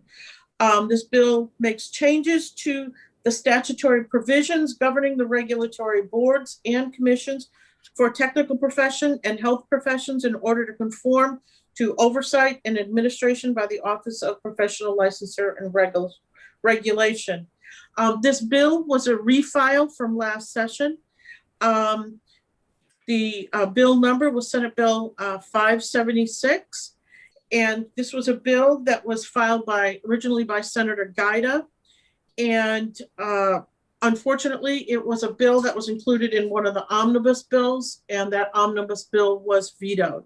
So in speaking with Senator Gaida this year, we both talked about how important it was that we refile this bill. But what we did was we divided it into two separate packages, a policy package and a fiscal package. What you have in front of you today is the policy packet, and Senator Gaida is sponsoring the fiscal package. We took our time with this bill in Senate ED&A and looked it over very, very carefully because, as you can tell, there are a number of pages to this bill, and it really makes some good changes. But we wanted to make sure that we were all on the same page on this. The only thing that we did do is I filed an amendment. We had received a request from the vice chair of the electricians board to include criminal background checks for electricians. That was adopted, and I believe Ms. Courtney is going to be speaking to the need for another amendment.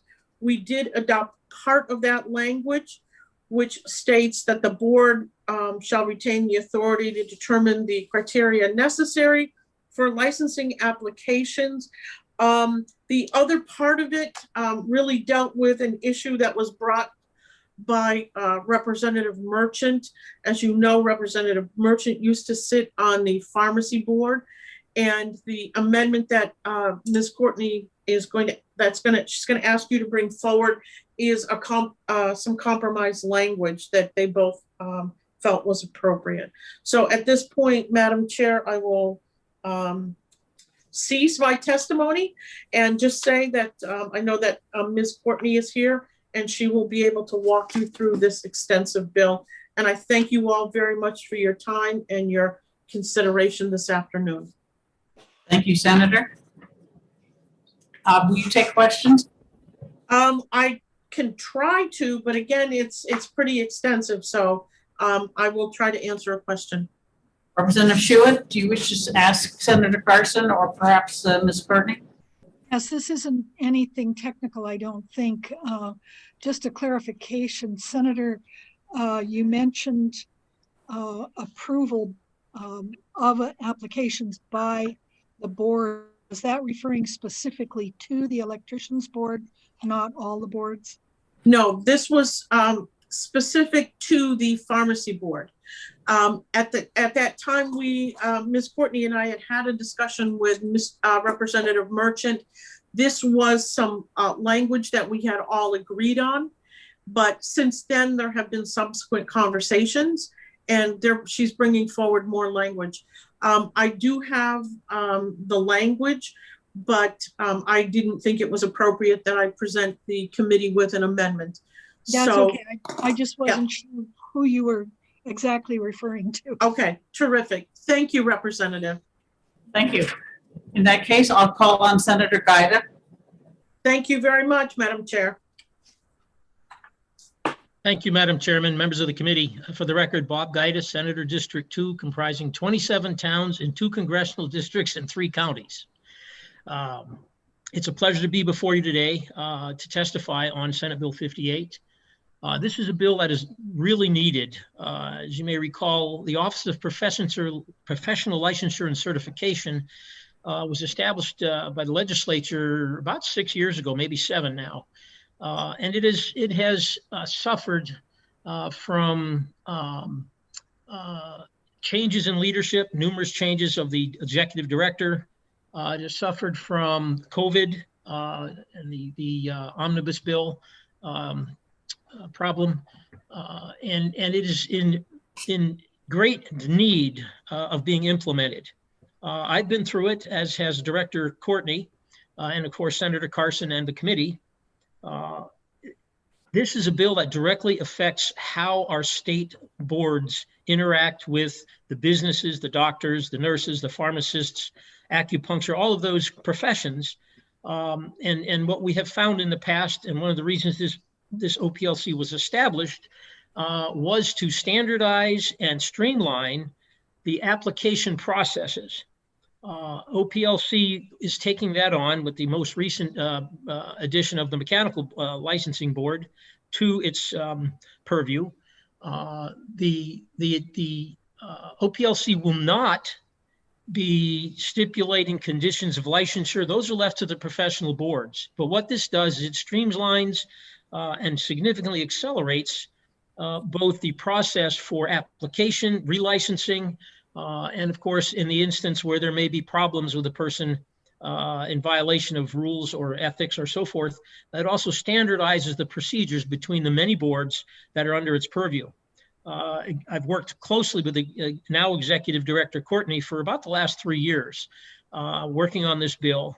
It will greatly assist our businesses in the relicensure process, and I would ask for your support for this legislation. And I thank you. We'll take any questions. All right. Are there any questions from the committee? Representative Schuett. Thank you, Madam Chair. Representative Gaida, Representative Carson mentioned that you had also introduced a bill with the financial aspects. Could you tell us the number of that bill? Yeah, I don't recall it offhand, but I can get that to you in the committee. Okay, thank you. Okay. Representative Schmidt. Thank you, Madam Chair. Good afternoon, Senator. I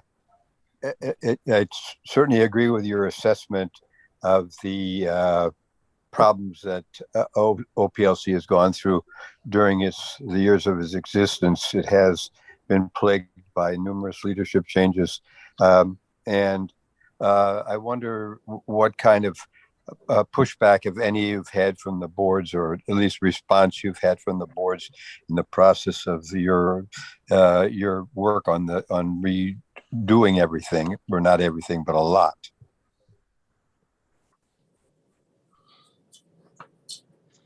Thank you, Representative, for the question. I have not had any pushback. I've observed, if you will, the machinations of numbers of boards that are perhaps unhappy with the fact that standardization of procedures is coming. It must come. We have had significant problems, as an example, with the nursing board, which was a significant obstacle during the COVID crisis to getting licensed nurses from other jurisdictions into our state.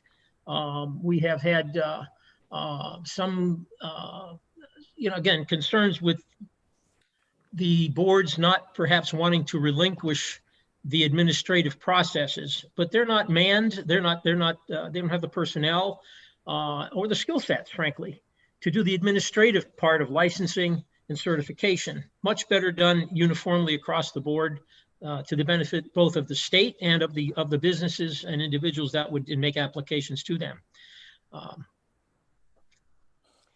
If I might, Madam Chair, so the House EDA also has been very concerned over the years about the situation, and we have been monitoring it as closely as you can without being on the other side of the wall.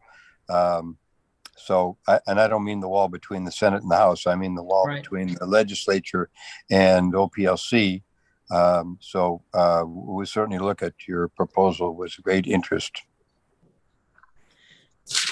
Thank you, Representative. If I may, Madam Chair, I cannot loudly enough sing the praises of Executive Director Courtney, who was working as the assistant and has done an amazing job of correlating the many changes and all the tentacles that flow therefrom into other aspects, into other areas of statute, and collecting those things together into this bill. An enormous amount of work, very skillfully done, and I would certainly, I certainly been great respecter of her capabilities and her productivity. Thank you, Senator. Not seeing any other questions, I'll call Ms. Courtney. Thank you.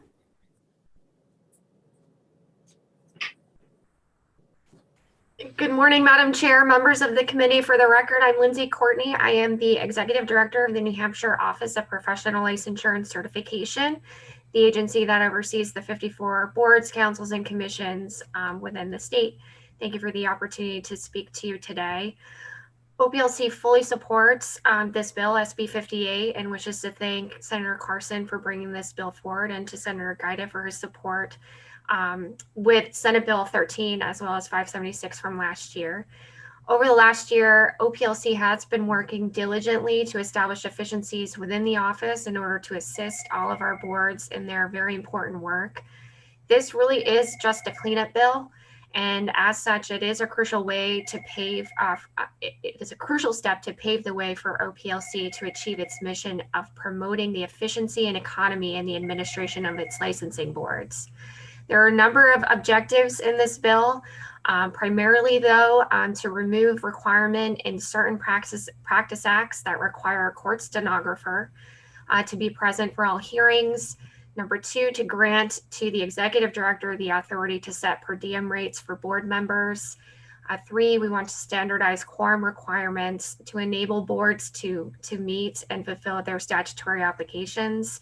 We'd like to repeal RSA 332H, 5, add the Board of Veterinary Medicine, which came over to us with HB 4 of the last biennium, to our statute, which is 310A.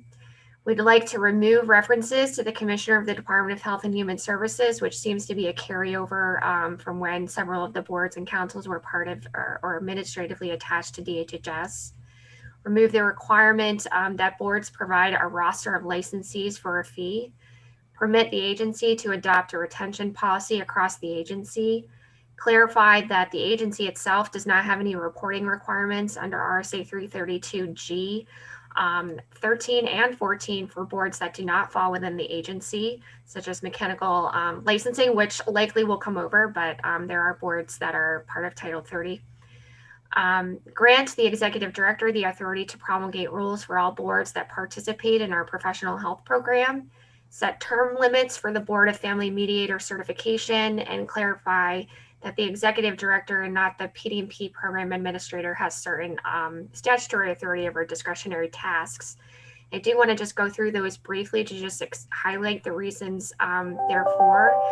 These are not intended to be substantive changes, but again, cleanup changes that have resulted from modifications to the various practice acts over the years make it difficult to provide efficiencies in the office. I do want to be clear that the boards, councils, and commissions within the office have their own independent regulatory authority, as you know, to establish standards for their respective professions. This bill does not propose to change those standards or the board's authority to set such standards, and I do believe it does make clear that the boards retain that authority.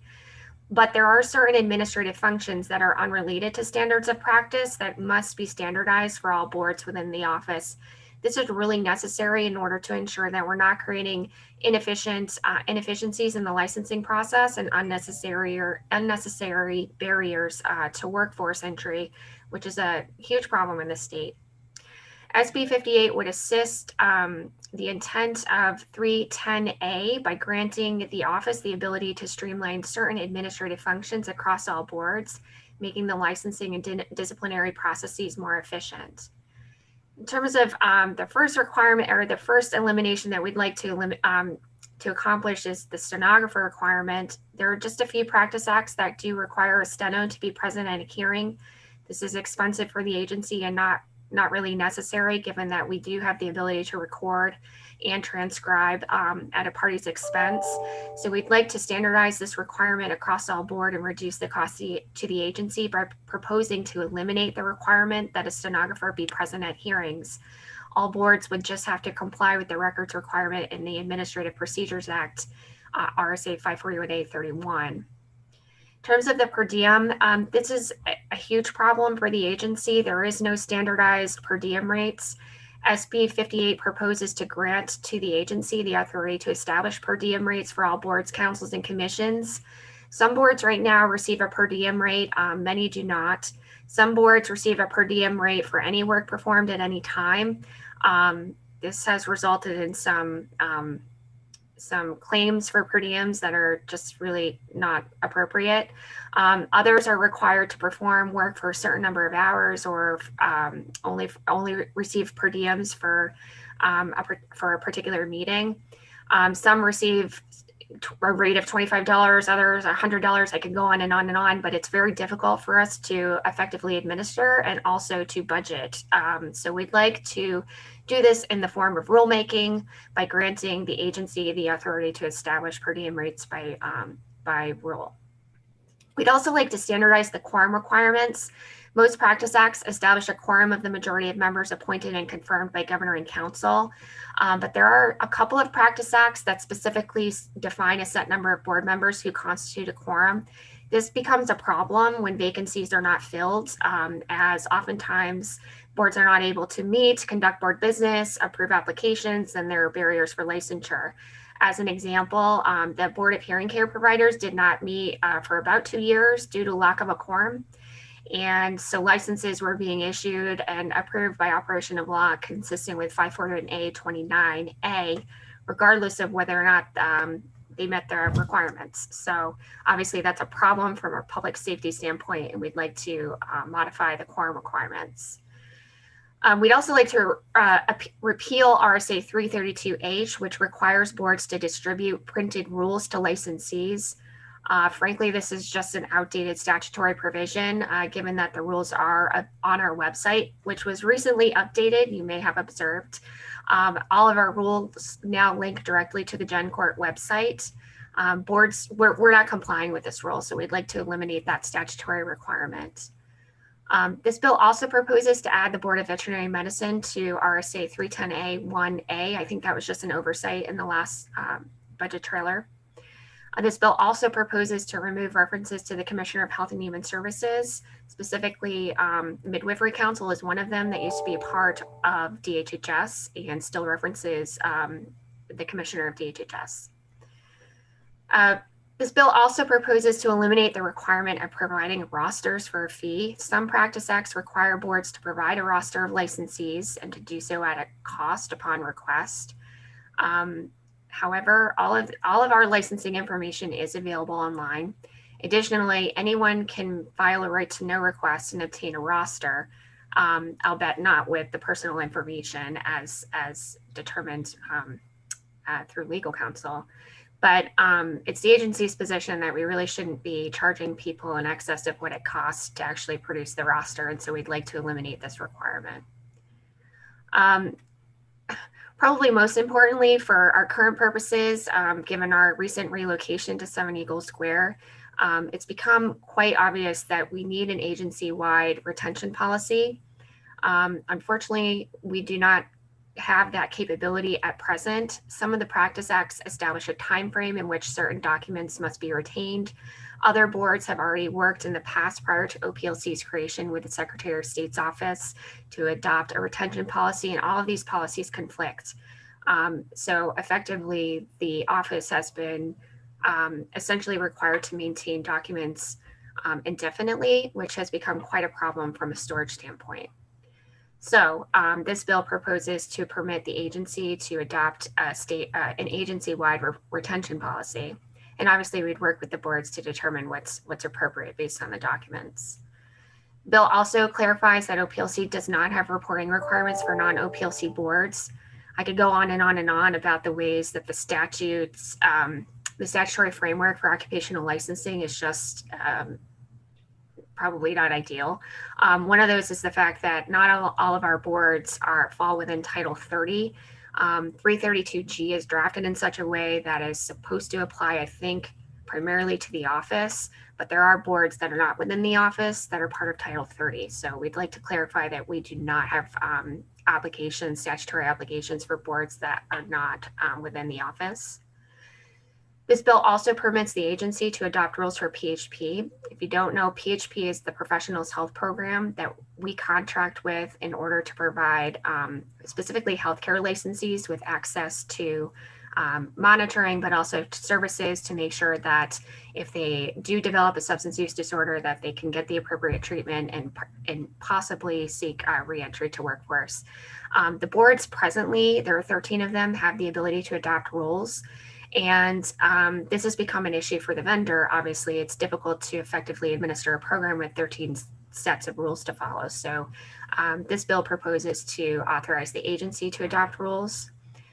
And then one of the last changes in this bill, this very lengthy bill, is to set term limits for the Family Mediator Certification Board.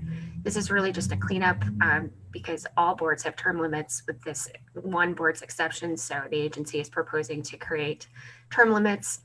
And finally, this bill proposes to clarify that the executive director and not the PD&P state classified staff has a discretionary authority to perform certain functions like issue waivers. Senator Carson did mention the potential for an amendment if there was interest. I have assisted and I have worked to draft language with Representative Merchant. There was concern regarding this bill's language that it didn't necessarily make clear that pharmacy inspectors in particular must be pharmacists and or qualified pharmacy technicians. This is something that the agency fully supports. And so if the committee were so inclined, one of the proposed amendments that I would recommend would be to offer language to make it clear that the pharmacy inspectors must be qualified in pharmacy. Thank you very, very much for the opportunity to provide comments. I apologize it was so lengthy, but I'm happy to answer any questions you may have. Thank you. I have one question. Senator Carson mentioned that you added in the Senate amendment criminal background checks for electricians. I'm looking at the electricians, which is section 164 on page 46, and it doesn't, I can't see where it calls for criminal background checks. Yeah, so the background checks were requested by the board, not by the agency. And so that, I think, the Senate did amend Senate Bill 58. It's in the amendment to require background checks for electricians. This was not part of the original bill. Well, we're looking at the bill as amended by the Senate. And I don't see any, it just says qualifications for satisfactory evidence of good professional character. There's nothing about criminal background checks. Madam Chair, I think Senator Guida wants to speak on that. Yes, okay. Senator Guida, can you answer that question? Yes, Madam Chair and members of the committee. That amendment was defeated in the Senate. And as well, with respect to the question, I think from Representative Schuett regarding the fines and fees and so forth, that is part 4 of Omnibus Bill, Senate Bill 13, which has been tabled by the Senate. So we may see that later as we progress through the legislative process. Or more likely, it'll be, if it's anywhere, it'll be in House Bill 2. Representative Pearson, you have a question? I do. Thank you, Madam Chair, and thank you, Senator Guida and Representative Pearson here. You talked about earlier in the beginning about the policy package and the fiscal package. Is that what you just mentioned? Is that the fiscal package you're talking about that was tabled? It is. Representative, yes. There were 4 parts to that omnibus bill. Part 4 was the very lengthy, similar to this bill, piece of the original one-piece legislation. It was so large that we broke it up into 2. One, if you will, the administrative processes that Executive Director Courtney has spoken to in this bill, and the other one is fees and fines and that authority for OPLC in that other bill. And so that's how the decision was made to if you will, bifurcate this legislation. And to follow up, the Senate chose to take that section that was split off and combine it with other things into an omnibus?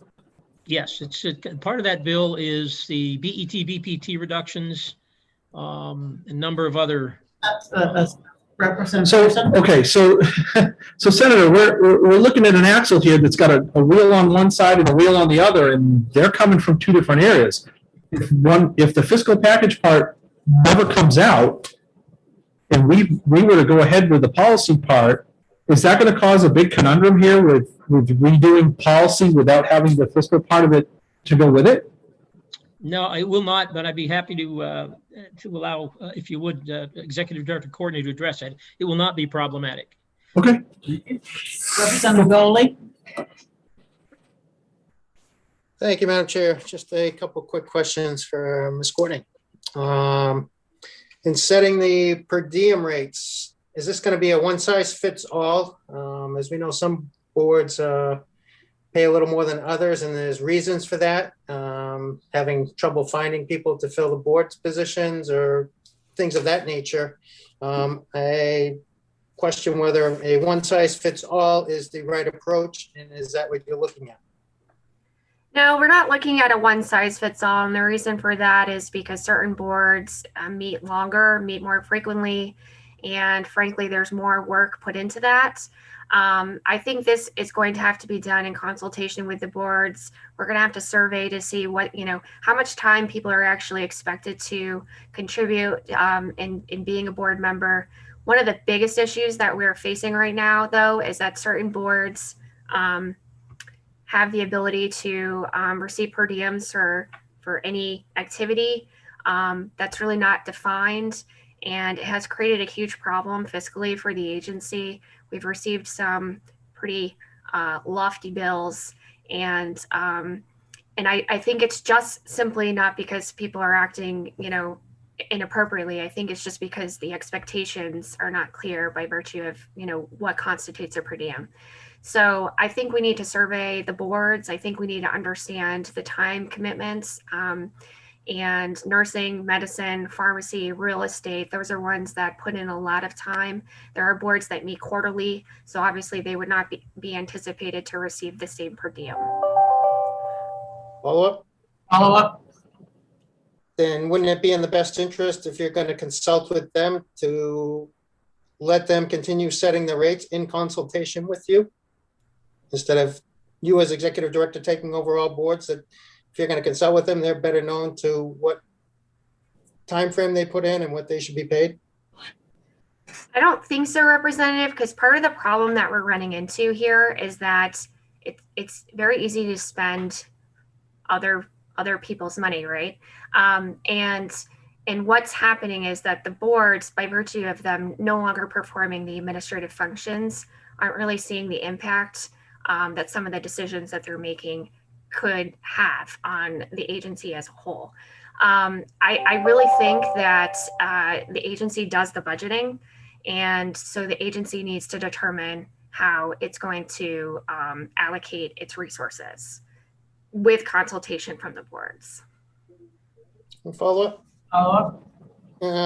Also got a question about changing the quorums. I'm concerned about that as well. When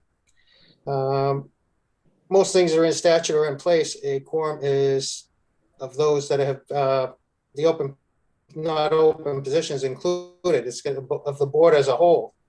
I understand the problem with a position being left open for 2 years, but I guess my question is, why was that left open for 2 years? Was it because they couldn't find anybody, or because it was just never done, and whose fault is that?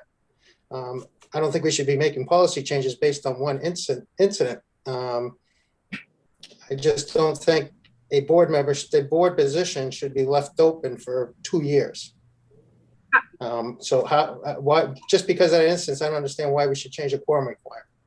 So that was just one example, Representative, but actually this statutory change is widely supported by the boards who are impacted. LADAC is one of them. LADAC has a statute that sets the specific quorum requirement at 4, notwithstanding the fact that, I think they have 7 board members, and I think they may have 8 board members, maybe 9.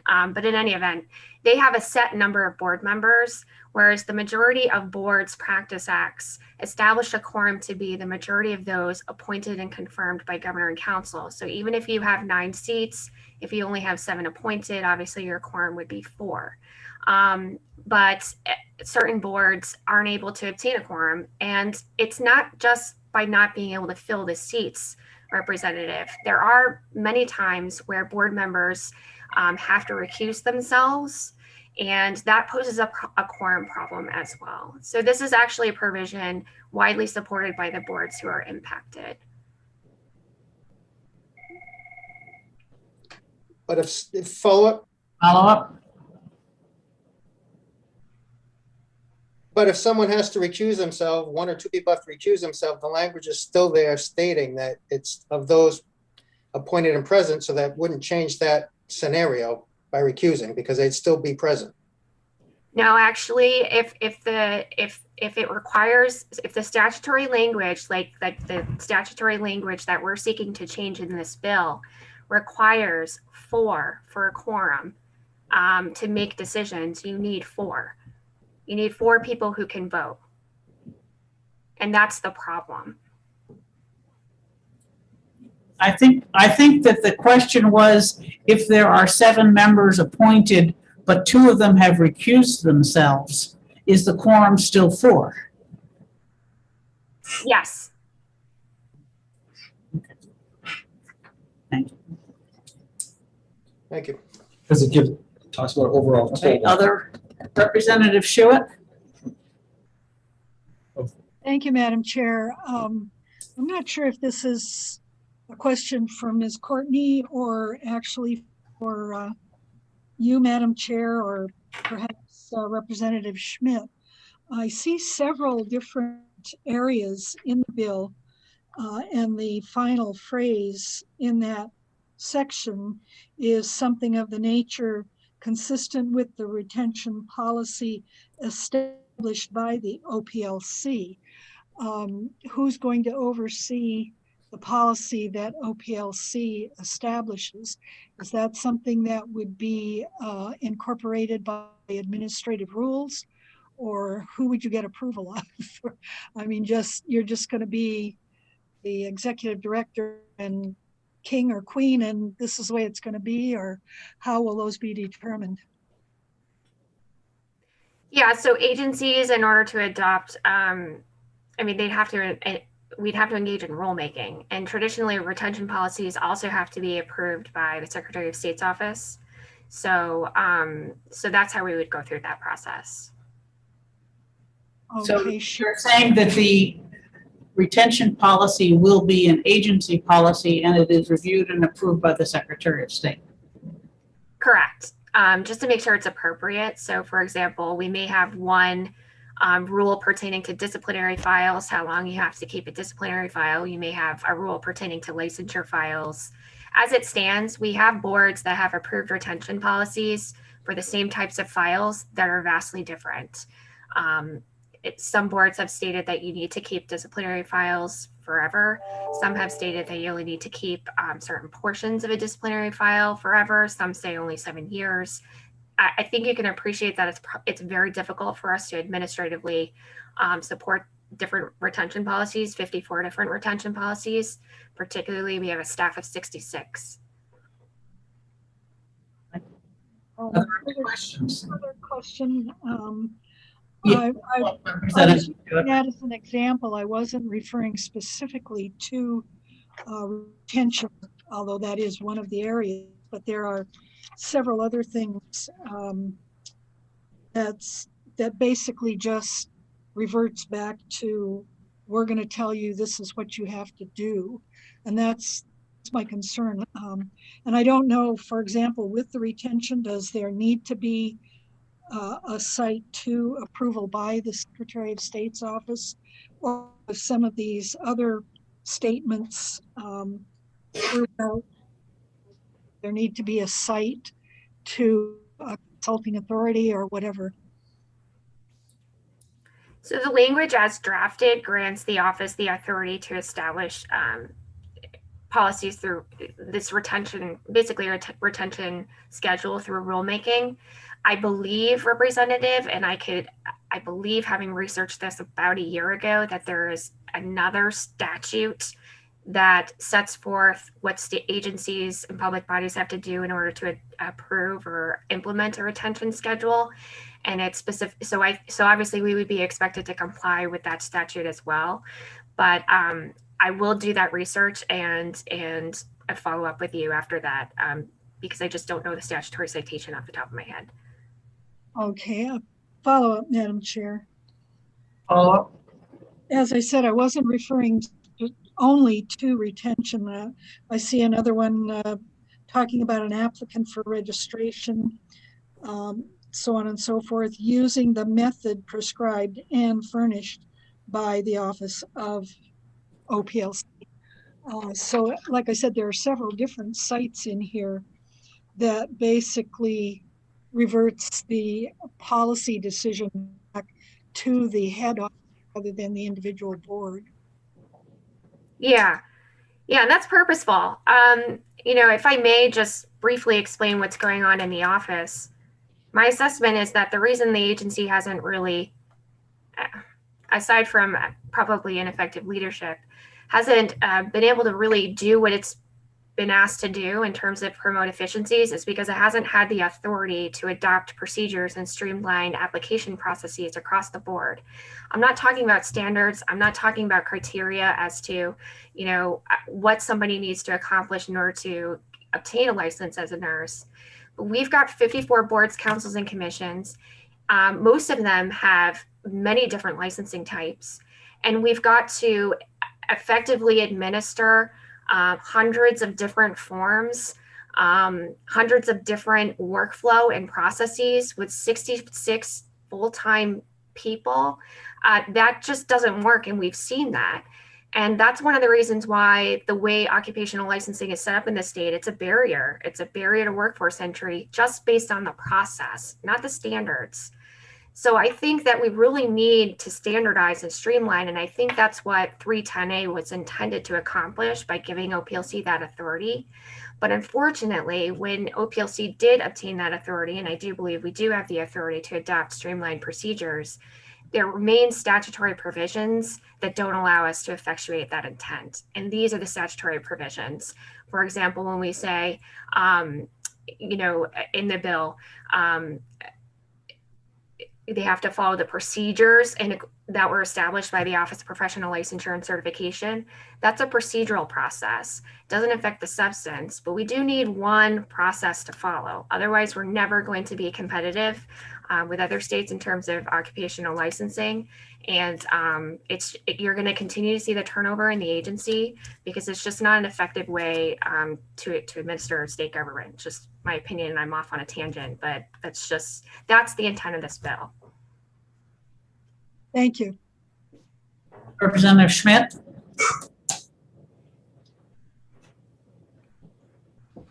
Thank you, Madam Chair. So what you've been talking about, Ms. Courtney, is the kind of thing that I think some of us senior members of House eDNA have been wrestling with, or at least pondering for years, believing that the structure of OPLC is dysfunctional. It's just not designed to work, or the way it is designed, it can't work anyway.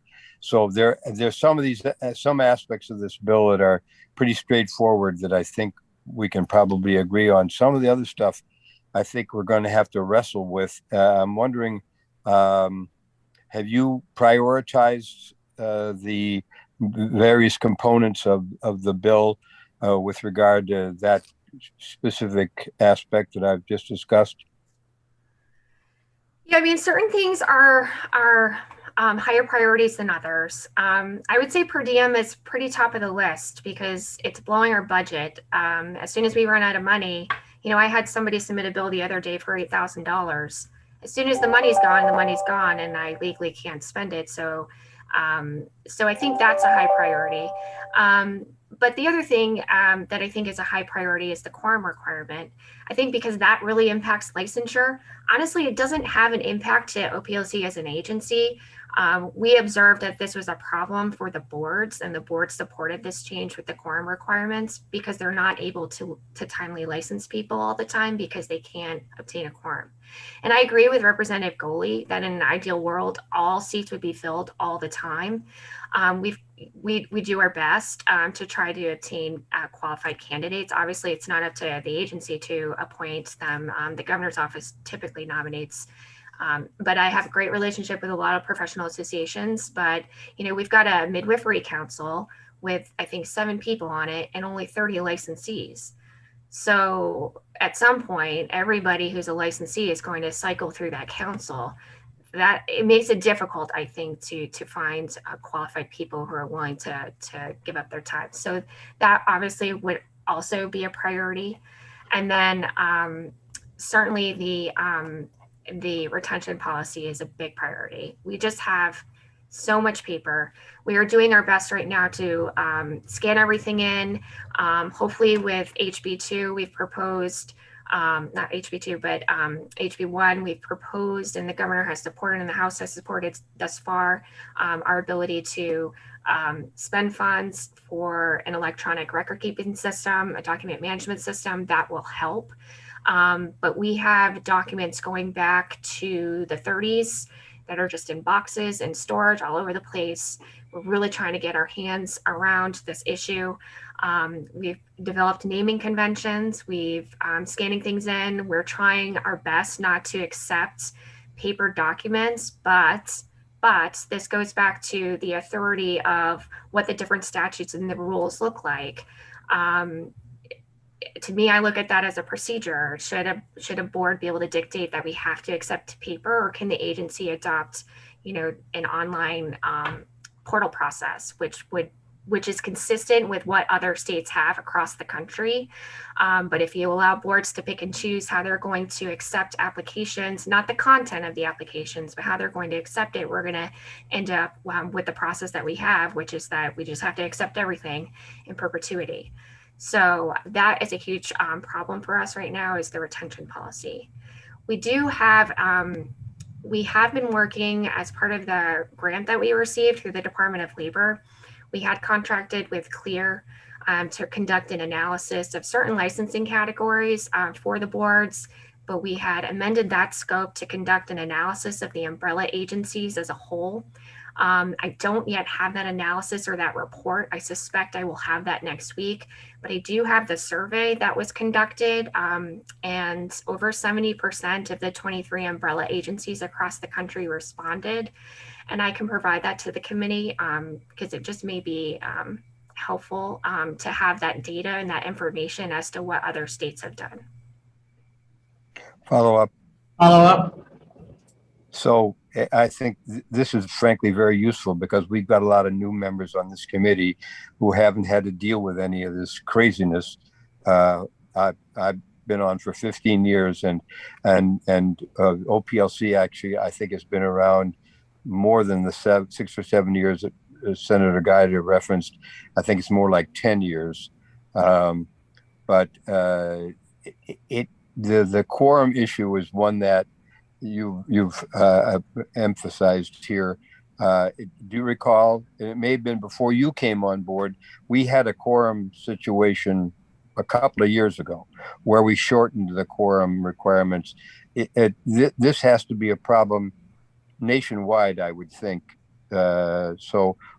Is there some kind of a workaround? Because this committee can't function without a quorum. It's not legal. And I recognize that somebody who was recused doesn't count. There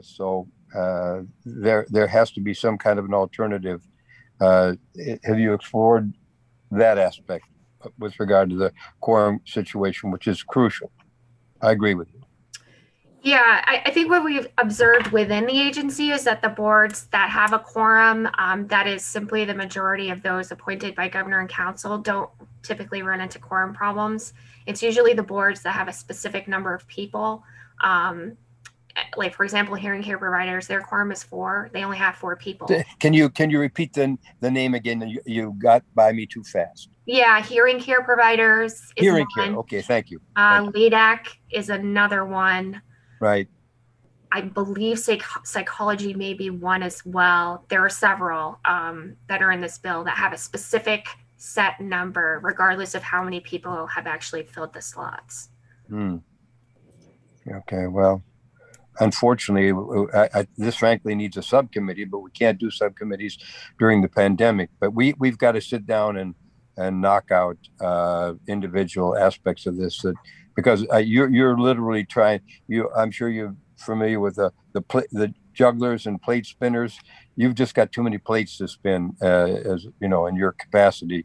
So thank you, Representative Schmidt.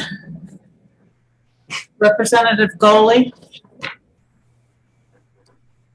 Thank you, Madam Chair. Just a quick question regarding, you made a comment just a few minutes ago about some of these changes need to be made to be competitive with other states. Can you elaborate a little bit about what you meant by that? Yeah, I mean, we're losing workforce to Vermont, Massachusetts, Maine. When I talk to people seeking licensure, it's oftentimes, they make comments to the effect of, oh, well, I was able to get a license from Vermont in 24 hours. That is their policy. But it takes like the Board of Mental Health Practice, for example, 60 days to issue a license. And so I got a job offer in Vermont, and so I'm going to Vermont. And that data became very clear when the pandemic hit by virtue of the governor issuing an emergency order authorizing the office, not the boards, to issue emergency orders. And I was very surprised because I fully anticipated, I was the one manually issuing the licenses. I expected them to be all physicians and nurses. It was mostly mental health providers. And a lot of them actually lived in New Hampshire. They just didn't have a New Hampshire license because they were working in another state. And when I talk to licensees and when I talk to providers along the border, one of the biggest hurdles that I have heard about, regardless of whether or not, perception is everything, is that New Hampshire is slow for licensure. And just the time frame alone, not the content, the time frame as it relates to other states. If we are slow, we're going to lose those applicants to other states. That's what I mean by competitive in the process, not the content, but the process. Follow up. Follow up. So under current practice, licensure goes through the boards, and under the executive order, can you tell me how, are you issuing the licenses just by getting information, or is it still going, are the boards still part of the process? The boards are part of the permanent licensure process. The emergency order specifically authorized the agency, not the boards, to issue emergency licenses with provided certain criteria were established. And that includes having a license in another jurisdiction that's in good standing. So that's the only criteria that we're looking at. And to date, I think we've issued about 25,000 emergency licenses. Honestly, the complaints that I've received have drastically declined since March because people are able to get an immediate temporary license while they pursue the permanent application process. And is that follow-up? Is that the direction we're looking to go, is issue temporaries until they can go through full licensure and for a permanent solution here in New Hampshire? Yeah, we already have that. There was a statutory change to 310A last year. I forget which bill was tacked onto at the very end, an omnibus bill. But after the state of emergency ends, it granted OPLC the authority to issue temporary licenses for a period of up to 120 days, provided that the individual has a license in another jurisdiction.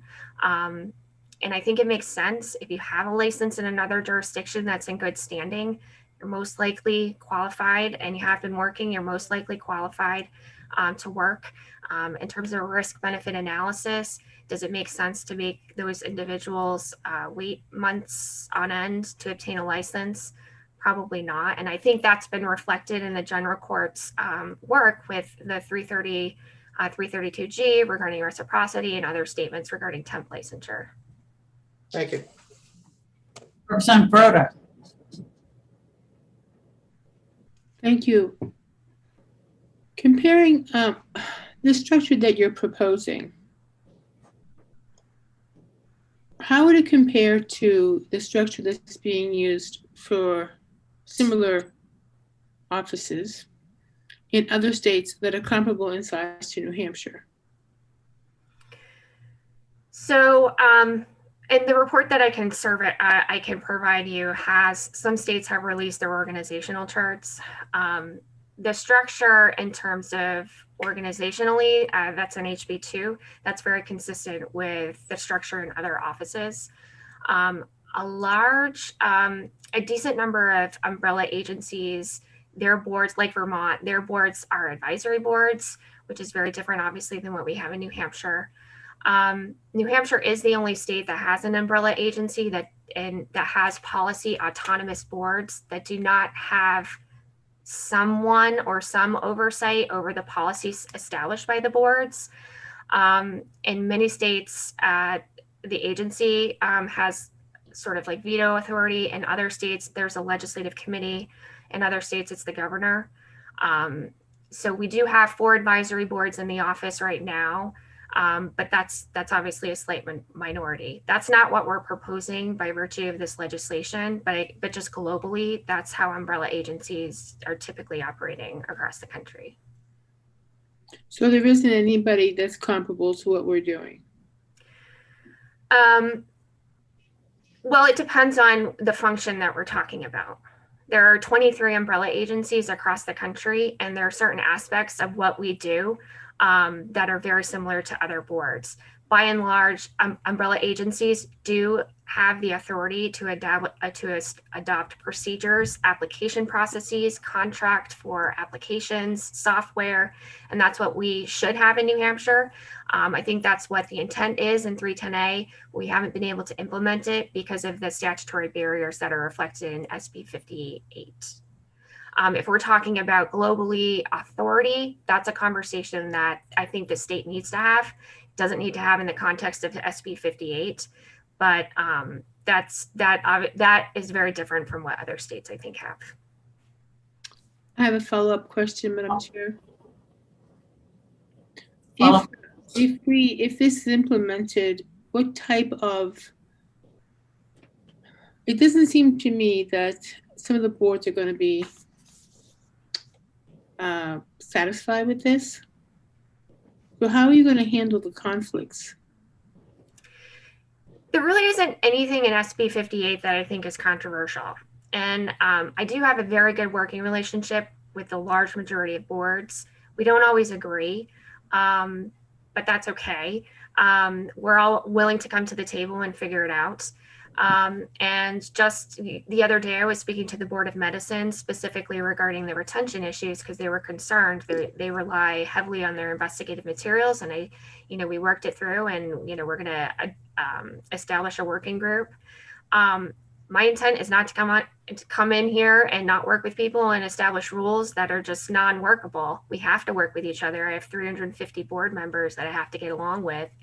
But I have noticed that there are just certain barriers to getting anything done for anybody, and that doesn't help any of the boards. So I don't believe it will be a problem to work with the boards. And actually, I don't see anything within this legislation that is really remotely controversial. The steno requirement is a problem for us because we have to pay money, and oftentimes we forget which board has the steno requirement. The per diem is an issue because certain boards feel like they should get one, and other boards get one and maybe shouldn't get one for that particular activity. Quorum requirements, it hurts the boards that can't conduct their business. You know, adding the board to the veterinary medicine to our statute, that's not substantive. The roster requirement, I mean, that's difficult because, you know, it can be difficult to manage. Okay, who has a roster and why do we charge them $100 versus, okay, this is just something the public should be entitled to pursuant to 91A. You know, the PHP rules, that's something that we desperately need. But our vendor, we haven't been able to adopt them. So I'm not seeing anything in here unless there's somebody on the Family Mediator Certification Board that wants to serve for, you know, in perpetuity, that is controversial. Thank you. Are there any other questions? Right. Seeing none, thank you very much. Thank you very much. Is there anyone else who wishes to testify on Senate Bill 58?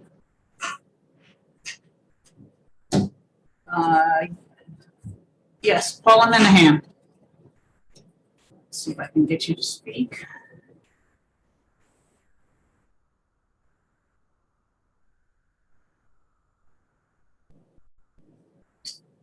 Just unmute yourself, Ms. Minahan. Thank you, Madam Chair. Can you hear me? Yes. Thank you very much. For the record, Paula Minahan, Senior Vice President, State Government Relations with the New Hampshire Hospital Association, representing all the hospitals in the state. We are in strong support of Senate Bill 58. I did submit brief testimony, so I won't read that, but I am in, again, our hospitals work with many of the clinical boards, as you can imagine, under OPLC. And we have worked for years to try to address some of the concerns that I believe are being addressed in Senate Bill 58, as outlined very succinctly and clearly by Executive Director Courtney, as well as Senator Gaida and Senator Carson. All those issues that she was outlining, our VPs and directors of HR deal with all the time and have asked Lindsay for help throughout the years to try to streamline. These quorum issues have caused true problems with individuals not getting a license and not being able to practice in the state of New Hampshire. And just the mere reason is because they don't have a quorum to have a board meeting. And we would show up at just to find out that there is no meeting because the folks were busy because they're clinicians and they can't leave their offices. So I just wanted to reiterate again how important this streamlining is. I know that this is a big change, but so was I was here when OPLC was created, and as Executive Director Courtney indicated, that it never really, I mean, that was established, but we have not really streamlined appropriate protocols and processes to make it actually function properly. So I just wanted to, I'm happy to answer any questions, but really I just wanted to let you know that the hospitals are very supportive of this effort, and we encourage you to pass the bill. And that's it. Thank you. Thank you. Representative Fellows, you have a question? Yes, thank you. For Paula, can you tell us which boards those were that were having the problem that you witnessed? Because I'm sure you weren't going to see all 54 boards. So correct, thank you. Representative, for the question. So of course, the hospitals focus on the clinical boards. I don't have the list of boards in front of me, but I think there are 20 some odd clinical boards, and they run the gamut of all the mental health professions, allied professions, which is an allied board, but it has PT, OT, speech. I feel like I'm forgetting a couple. The Med Tech Registry they deal with the Medical Imaging Radiation Technology Board is one of the newer boards that we've had some issues getting those rules set up. And again, because the rules they didn't have a quorum, they couldn't finalize rules, and it went on for a really long time. I'm trying to think, obviously Board of Nursing they deal with, Board of Medicine they deal with. There are probably a dozen or so boards that the hospitals work with and assist in getting their clinicians licensed. So I don't think that was a very helpful answer, but it's a lot of them. So follow up? Yes, follow up. Yeah, so I'm just trying to be clear. So you're saying that are you telling us that it's almost every board you deal with has had this issue, and it's not just 2 or 3 or 4 boards that you deal with? So what I think Executive Director Courtney was trying to outline is that because of the variation from board to board and the quorum issues, for one example, and then the processes that they go through, they vary from board to board. And so it's hard for a hospital HR person that has so many employees that they're trying to get licensed, because effectively every clinician that works in a hospital has to be licensed or certified or registered in the state of New Hampshire, which is important for patient safety. Because each board has their own processes and there is not uniformity, we find that there is inefficiencies in that, and it's difficult for the HR folks to follow what the requirements are for the various boards. And that's really my point. I was not naming all the issues that we have with the boards, but the MIRT and Med Tech are 2 that I personally have been involved in through the last 3 or 4 years that I have witnessed has been a challenge. But I think it's just this, an indication of, again, separate boards, separate processes, and inefficiencies are result from that. I think the Behavioral Health, Mental Health Board has, we've had a lot of issues throughout the years with that board as well, because again, delays in getting licensed. And what Executive Director Courtney indicated is a real concern to the healthcare providers relative to losing clinicians because they can't get licensed quickly in the state of New Hampshire. And one issue had to do with the criminal background check process, which is not OPLC's responsibility, but the Department of Safety has certainly sped that process up by creating their portal, which is very, very helpful. But we just okay. So. Yeah, I was actually asking specifically about the boards and the quorum kind of issue things. So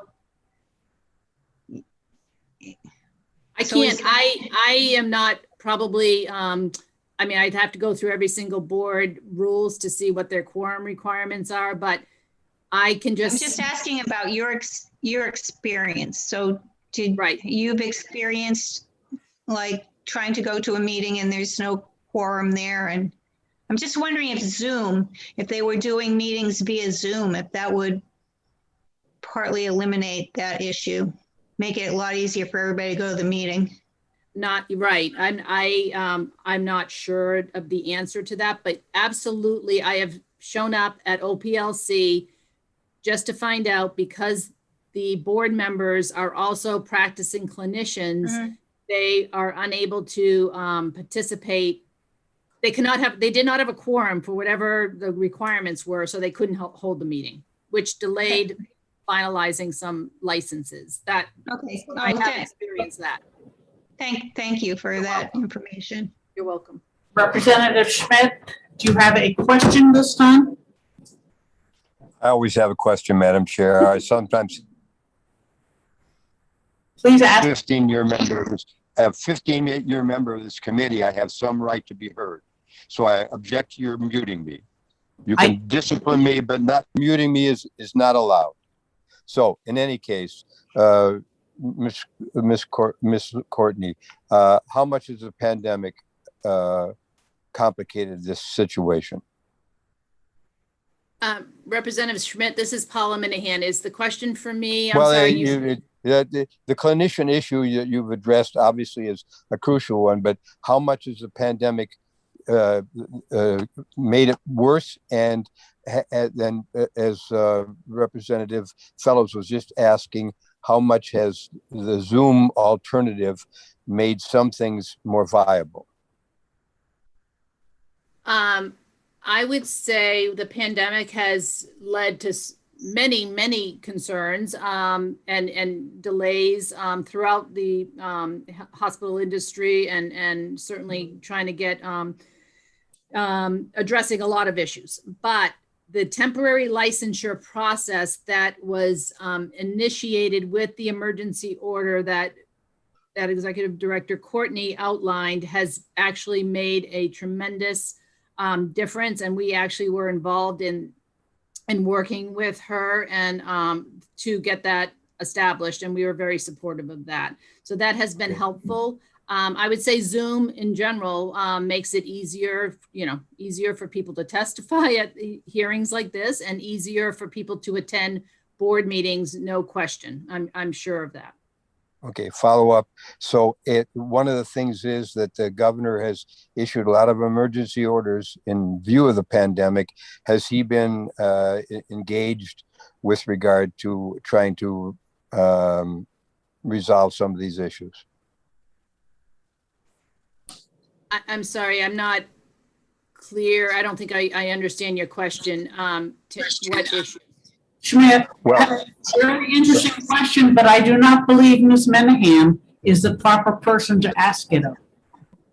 Well, she is certainly involved with the medical professions, which is one of the most crucial aspects here. So I'm just wondering how much the Hospital Association has tried to engage with the governor with regard to expediting some things, because the legal process and the legislative process are two separate things, and the legislative process is notoriously slow, and the governor's executive authority is certainly faster.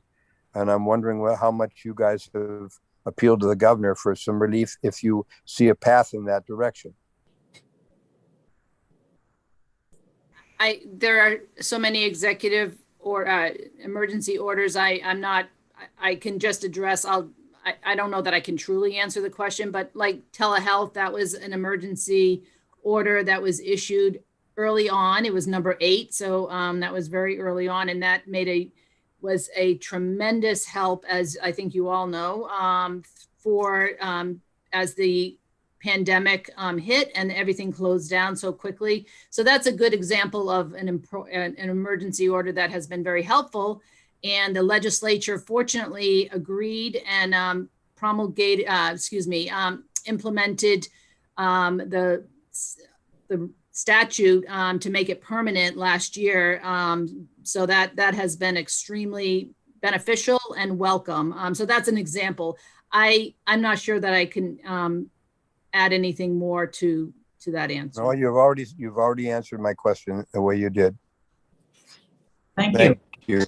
Senator Goley. Thank you, Madam Chair. Thank you, Paula, for taking my question. Just a quick question on some of these boards that you talked about that didn't have quorums. You stated that because of time commitments or work conditions or whatever, that people did not attend. Was it because of vacancies that there wasn't a quorum on the board, or did they have a full, was their board filled up at the time with those permitted slots?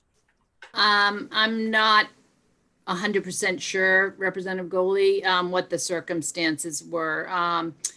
Because again, they vary and I can't recall which exact, because I attend a lot of board meetings, so I can't remember exactly which board it was, but it has happened that they did not have a quorum. But I can't recall, to be totally honest.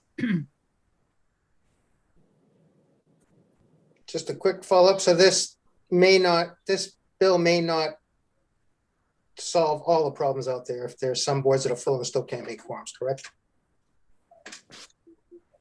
I think the issue with having that particular number does impact their ability. I do recall that happening once, that they needed 4. I remember that number specifically, and they didn't have 4. So I don't know. I don't know, but as Lindsay did indicate, when we find out that and that was a new procedure implemented by Executive Director Courtney, when there are openings on a board, we are made aware, as are other stakeholder organizations, to try and recruit. If there's a nurse needed or a med tech needed, a radiologist needed, we are made aware, along with the Medical Society and the Board of Nursing, not the Board of the Nurses Association, et cetera, so that we can try and help to recruit individuals, so that we have a procedure now that was not in place before. So I think that has really helped to stimulate some interest to be on a board and to go through that process. So that has been actually very helpful. Thank you. Sure. Thank you. Representative Fellows?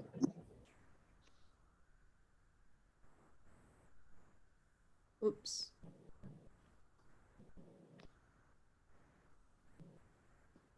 Representative Fellows, you're muted. Did you have a question? Thank you. My question has to do with the hospitals that you represent. So when they have one of these issues that you were just talking about, they've got someone they want to hire and there seems to be a delay.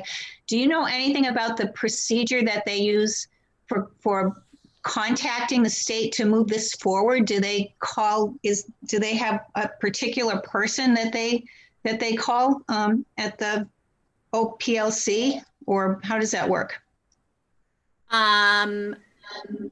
Lindsay Courtney has offered to assist, so she usually just has them call her, and she looks into the issue, works with the administrator for the various boards, to the appropriate board, to find out what the delay is, and someone gets back to the HR person to try to eliminate whatever delay, whatever the cause of the delay is, if they're missing information, whatever it is.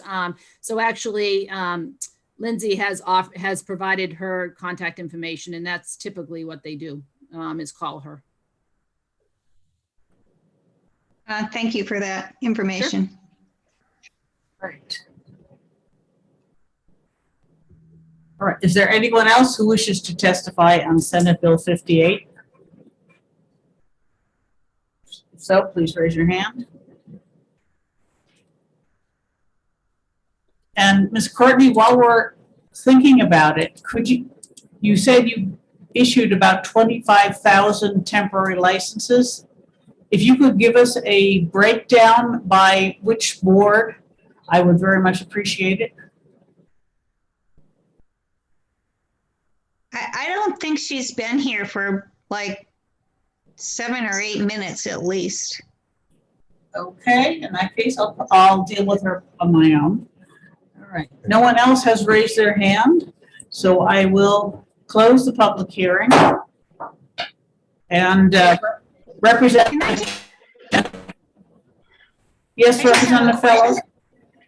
Yes, I was not aware that they moved to Eagle Square. Did anyone else know that, or why they moved?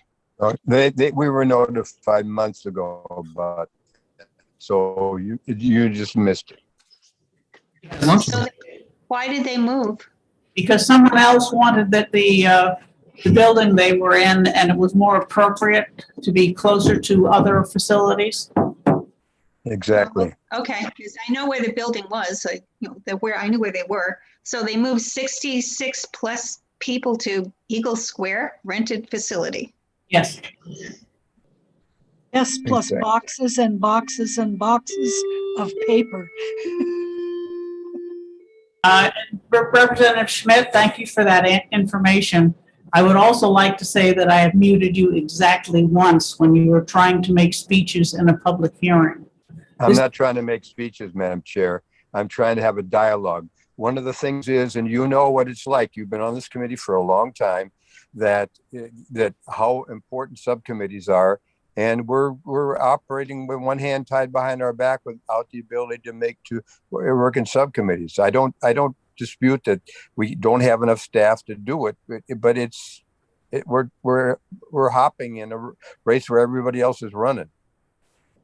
Yes, thank you. I was, however, rather hurt when you implied that I was in the practice of muting you. No, I didn't say you're doing it all the time. I never said anything except that's not quite kosher. You can call me down, but anyway, the bottom line is we need to work on this. This is a desperately important situation. You know that because you've been around for a while and you understand all of this. Yes. And those of us who've been here for a while, we also know that this is a very dysfunctional agency for various reasons. It was badly designed at the beginning, and the failure of leadership. I think that Ms. Courtney is doing a great job wrestling with this, but she is also trying to spin too many plates simultaneously. And the quorum situation, you can imagine what it would be like if we didn't have a quorum to exec all our bills. We'd be we'd be helpless. Thank you. I appreciate that. I'm going to give you my policy on muting. If I call someone's name 3 times and they still keep talking, then I'll mute them. Okay? Okay. It's just that I haven't complained about it before, but I did this time because I'm trying to have a dialogue where we can't have a subcommittee. And Lindsay is doing her damnedest, and I think she's gotten a lot of praise from people. Okay. Representative, would you like to have a subcommittee meeting? We can schedule one. We have almost a month before we have to accept this bill. Okay. Well, I think that would be helpful because we have to have a dialogue, and the question and answer format of a hearing is not that functional with regard to some of these issues where we got to go back and forth. So let's have a subcommittee. We've got enough experienced people to put together people who don't have to, find out what's going on before they can make decisions. I agreed with you. I'll schedule a subcommittee meeting. Okay? Great.